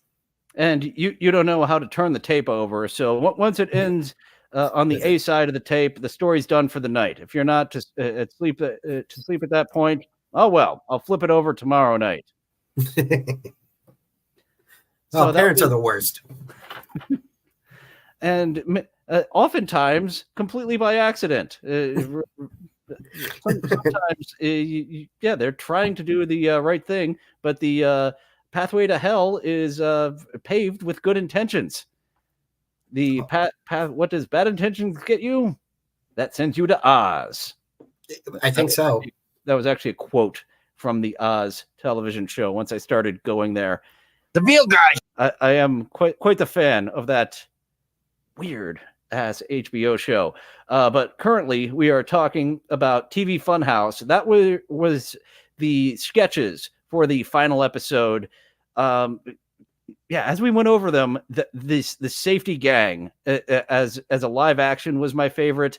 The cartoons, I would have to go with the Joe Camel reprisal that we featured on the last episode as my favorite of all the cartoons. That was dude, and they had some products that they had that were live action products at the end. Like if you get all the Jokimals, you can put them in a huge box that looks like a pack of Camel cigarettes.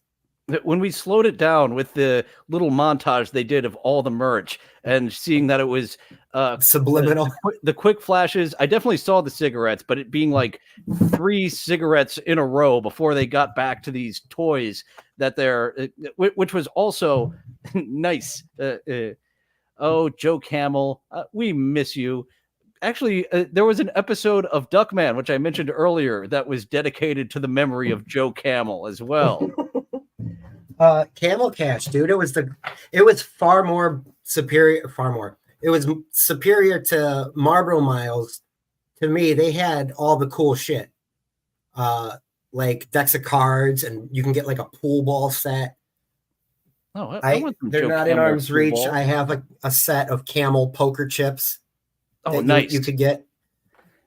Actually, the poker chips that Dr. Steve had at DabbleCon. Where the fuck did I put them? Well, they were in arm's reach yesterday when I pulled them up. Oh, here they are. He had Stuttering John poker chips, and I was like, oh my goodness. If you had those, the former Drop the Needle game with Stuttering John, where he was always making a face with the different Stuttering John faces being different monetary amounts, that would have been something.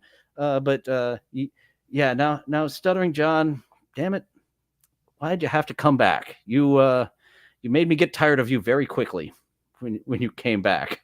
Yeah, I think a lot of people did, but I digress. We both digress. We both digress from that, and we get back to TV Funhouse, where the Annapals, we've got to go watch TV, Doug. We can't stick around for Chinese New Year Day, which Doug is very offensive about. He comes in with a very offensive Chinese outfit and does a lot of ching chong talk. The Annapals simply just have to go and watch television.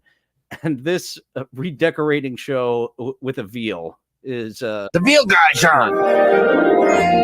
You know, friends, all it takes is a few throw pillows to turn your pen from cramped to cozy. So, Veal, obviously, very horrific story of being tied down for their entire life. And he is showing you how to redecorate the space that you have in your veal pen. And then we quickly get to the plot of this episode with Mr. Whiskers coming in after getting off from a modeling job. Whiskers, Jesus, what happened to you? I got a sweet gig is what happened. Look. So Claire Dillon did this to you?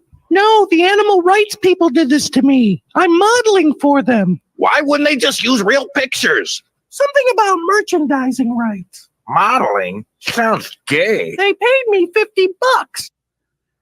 But then very quickly, they're able to decipher the real money is actually being animal tested. And this actually does harken back to the South Park episode, which probably came out around the same time, the cigarette episode, where Rob Reiner is taking pictures of the boys, and we need to kill them. We need to kill the boys to make it legitimate that cigarettes killed them. Yes, exactly. But they didn't. That was a good episode too. So South Park.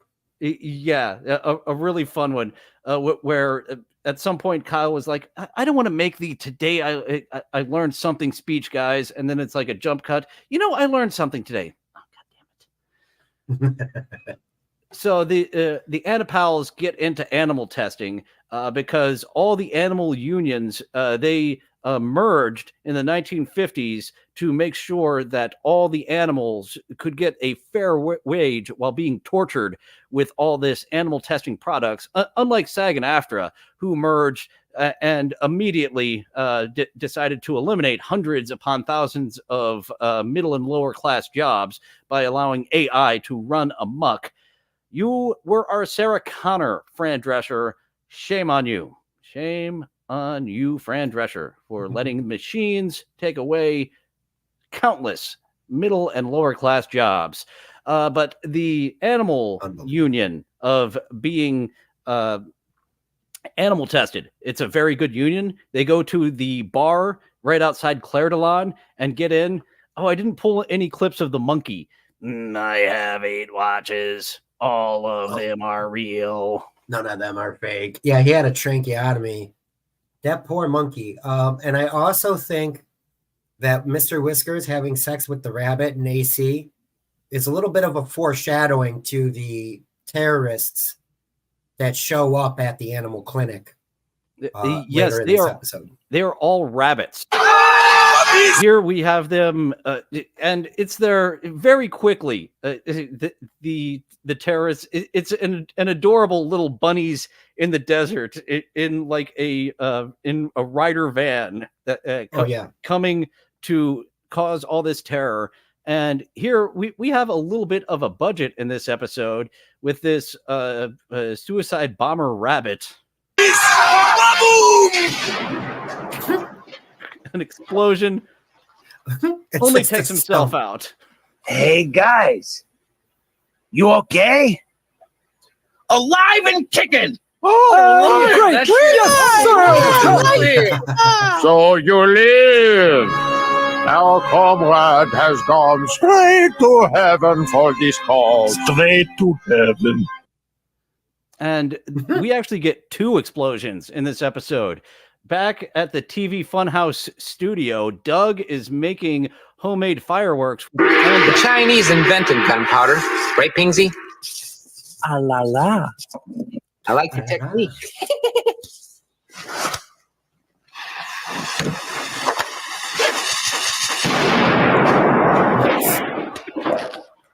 It's a lot of gore.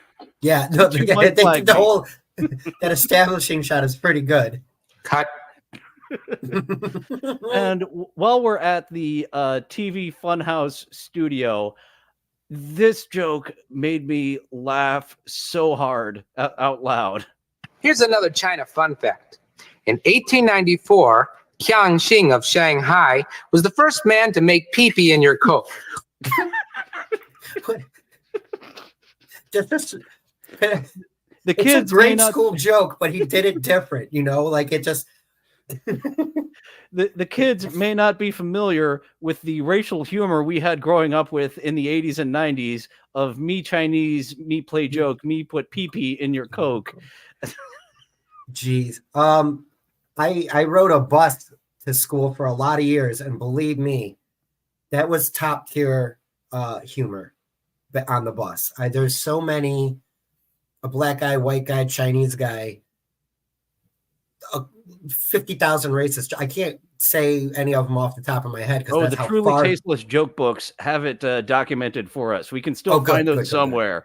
There were a lot of volumes of truly tasteless jokes. So they are indeed out there somewhere. I'm pretty sure most of them were written by people under the age of 18. Just because that immaturity will always exist.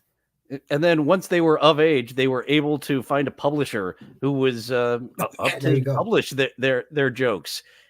I've got this old joke book of mine back from when I was 12. Publish it. That's exactly right. Now, Chinese New Year. So we have a few more fun facts about Chinese New Year from Doug. He's trying to be very informative in this episode of Chinese culture. So taking a look at the Chinese calendar. Usually starts in February. That means that Chinese Christmas is in January. And Chinese Lincoln's birthday is sometime in March. And the Chinese don't celebrate Passover until May. It's fun to learn. Chinese Passover. Good to know that it's different than the regular Passover. Mr. Goldstein would like to know that information when he gets away from Mischievous Mitchell. Great parody. And they were eating those crackers. I forget what they're called, with chopsticks. Like the last one where they were celebrating Passover. Like the Chinese people were holding those big sheet crackers that the Jewish people eat. I don't remember what they're called. Anyway, I'll remember that episode. I'll remember that episode. I'll remember what they're called probably after we go off the air. I remember first learning what they were called in a Rugrats episode where the Jewish parents gave the history. I learned so much from television that sticks with me, and much less from the actual classroom. If Hank Hill were to be my teacher, I would be able to retain a lot more information. So last we saw the Annapals, they got kidnapped and they are being held hostage. And like a Bond villain, the terrorist rabbits tell them their plan, and they decide that it is up to guys. It's up to us to save Claire Delon. Yeah, or else. And one of the main reasons that I clipped this one is that you can clearly see the hand underneath Chicky operating him, and that made me laugh. No, not that. This. Goodbye to John Ritter, digital cameras, frozen margarita machines, and a gas-powered gravy train. So they do another little song parody. Actually, another one of them having some budget left over. They put it to "I'm a Believer," which I'm not trying to get a strike here. So took out "I'm a Believer," and I have "Wagon Wheel" by, I believe it's Kevin MacLeod, which is in my DMCA free music catalog. I did try some of Mr. Blue Skies, but he's got a nice chill music. Needed something a little more jaunty for what's going on here.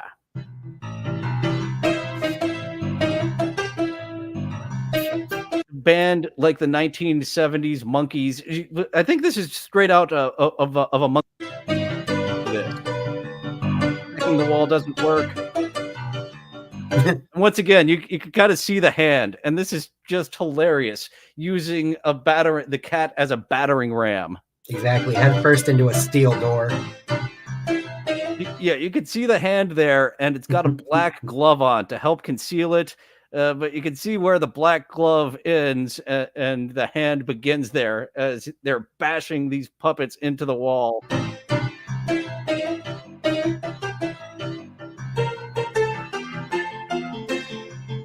And the turtle has been using the pipes all season. So, and this is another great little camera work. Just little simple things of camera work and these simplistic puppets coming up. Hey, I've got an idea.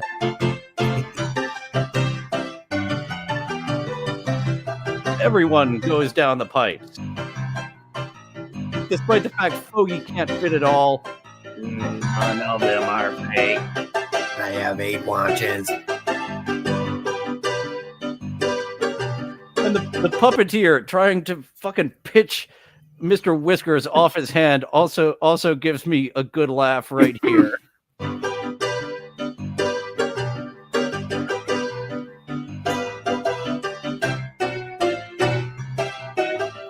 We've also got our real dog buddy. That's all he's ever wanted, is to drink out of the toilet. And we've got him going down with all our Anapal buddies. So then they show up at the big dinner symposium. Claire Dillon with John Ritter. I didn't pull George Wendt. George Wendt gets everyone all offended by talking about how Claire Dillon is very concerned about pussy cancer and looking to eliminate pussy cancer. All the audience is booing ovarian, and of course cock cancer as well. Penis. Yeah, I was gonna say. I mean prostate.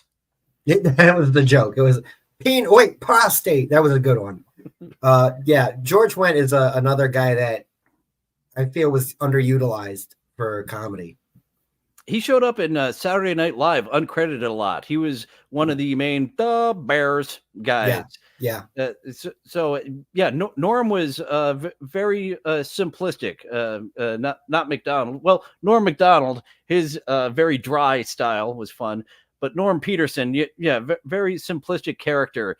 And George Wendt did have he was a good actor when he got times to shine other places. John Ritter, absolutely beloved.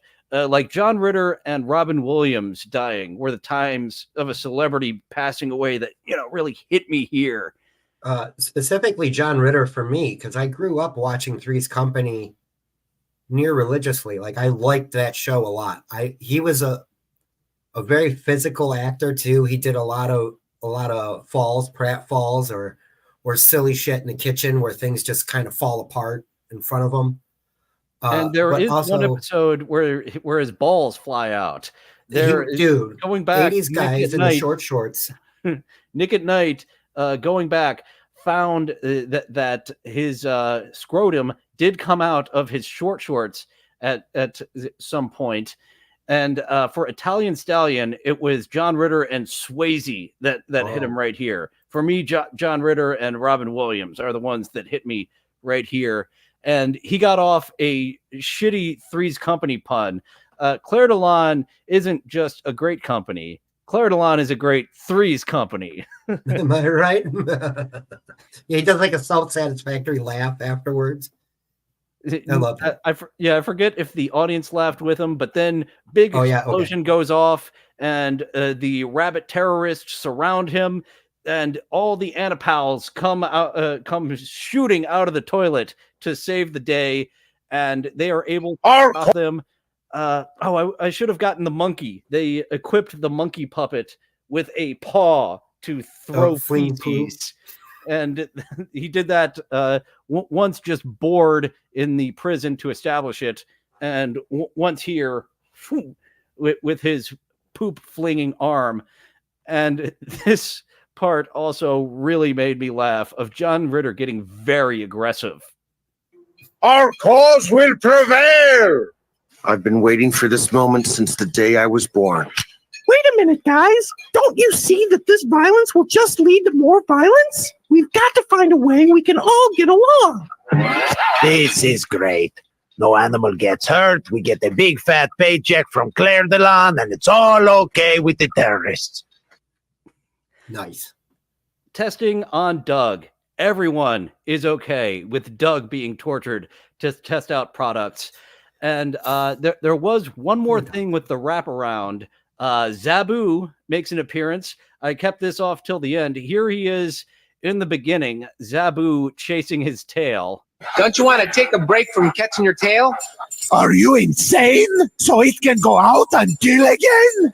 Kill? The tail is wanted in 7 states for tax fraud, public nudity, and possession of illegal firearms. Oh, come on. Don't you wag your scum. I know the truth, tail. I know the truth, tail. That's what ill again. My notes say Zabu's tail is a known felon.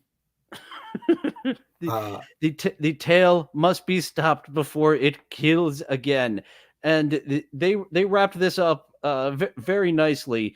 But Zabu, his tail was never caught. He did not get his tail in the end. Here we see his second purchase from Acme. The Acme guys. The Acme tail massager we saw previously, and now the Acme tail disguise. He is very happy with this tail disguise. This is gonna do it this time. I want you inside me. Come on, tail. Go for it. Please go for it. With the bikini just on the end of it there. It's the throwback to Bugs Bunny dressing up as a sexy bunny lady and trying to woo Elmer Fudd. Or the mechanical Jerry mouse. Like, I remember Tom winding up a sexy mouse for Jerry and sending that on. This is the same type of premise. You can fool any man with a bikini top and bottom, no matter who you put it on. All you need, and I thought I had a joke there. I didn't quite have a full developed joke there. So yeah, let me get Duke Phillips out, as I was going to make a joke about fooling a man with a bikini.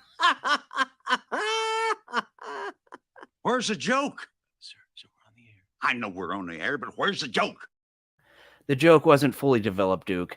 I apologize, as I do every time that you make an appearance. But here we have the lady tail is gonna get this killer tail. Come on. 1, 2, 3, and damn your tail! When will you let go of my life? I'll get you! And that swivel that they have him on, just so simplistic but so funny. That's what, just turning the swivel. It makes the bit for me. It's so good. I don't know why I like that so much, but like you said, it's very simple. And dogs obsessed with their own tail is probably one of my favorite old-timey tropes like that, you know? And as we were discussing, if this had come back for a season 2, Zabu, maybe him and his tail would have teamed up to get the mailman, putting aside their differences to get the mailman until at some point turning on the tail again. Or maybe the tail and the mailman would team up in the end to just get Zabu, who does not get his justice against the tail. Yeah, I could see a plot of the mailman getting his own tail or having his own tail and then plotting on Zabu. Well, actually, it was the mailman that delivered these Acme products. Oh, so right there is a nice little plot line of him sabotaging on his way there, working for the tail. As we are analyzing narratively this silly little show. That was TV Funhouse. Deep dive on the first 4 episodes. On the last episode, deep dive onto the last 4 episodes on this, and no mas. It was gone. No, it was canceled. Going to get in a quick little shill segment here where I ask you to like, subscribe, hit that notification bell. I usually go live Tuesday through Thursday at 11:30 a.m. Eastern. Be back next week with another co-host audition, a TikTok around the clock, and I need to send out an email blast to get someone for chatting with beloved chatters. We'll also be back. Maybe we'll do a more simple concept. So we'll have successful failures on the back burner. You were talking about doing an episode on the cable guy. Herman's Head, I saw, is streaming on YouTube. That one would be brand new to me. I'm only kind of familiar with it. The Critic, those are ones we've discussed for future episodes. Dude, I got a laundry list of shows that I loved that just didn't go anywhere. Fish Police with John Ritter. That was around for a season. I bet you that was awful, though. I remember watching the Fish Police for a season. There was an episode or an episode. There was a show with a dragon puppet on ABC that lasted for a season, but both those I remember being around at the same time. I don't recall if they were any good or not, but they were showing up in prime time. If there's anyone out there who would like to be a guest on Chatting with Beloved Chatters, or would like to come on with us to talk about a successful failure that you adore, Dillon from somewhere at gmail.com, Dillon from somewhere at gmail.com. I didn't get my plugs for What Is This Game with Annie ready, but we'll be back soon with Arkham Knight. I finally fucking finished it. It took me forever. lot big ass game. I've got a Discord, and if I'd have the link if I would have prepared better. But there's a Dillon from somewhere Discord.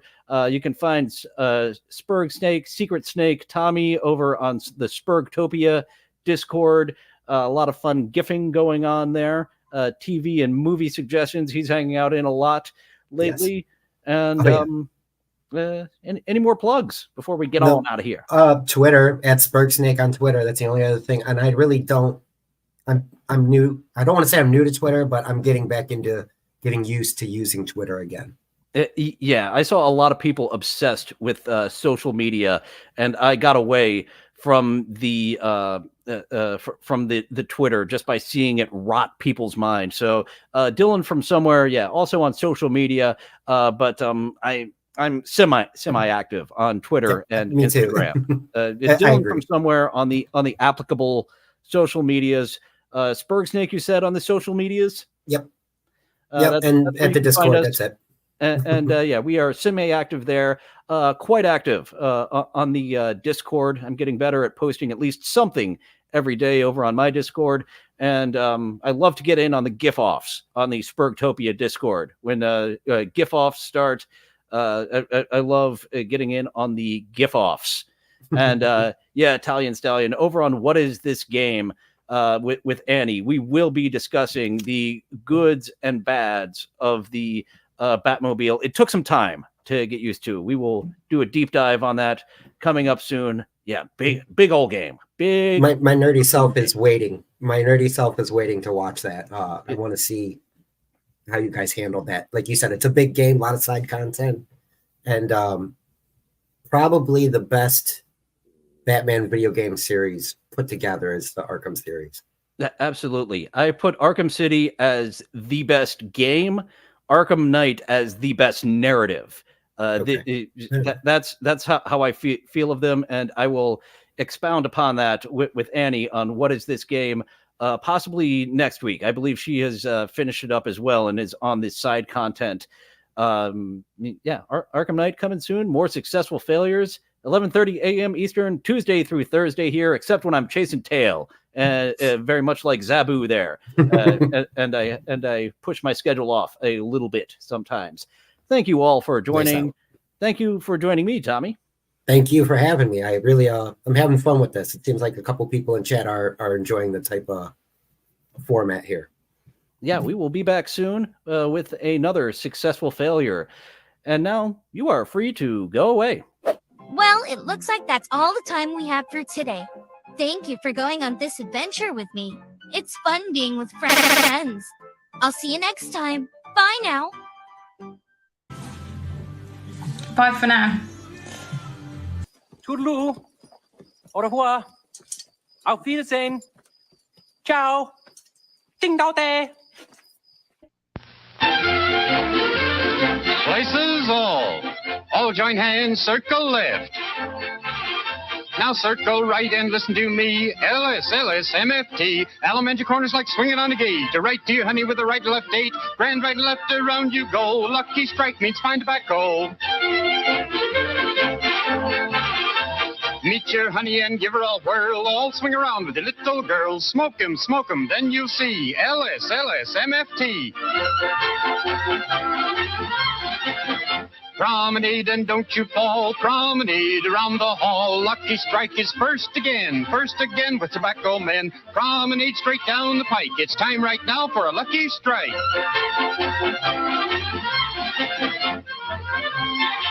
Yes, for smoking that you're bound to like, you just can't beat a lucky strike.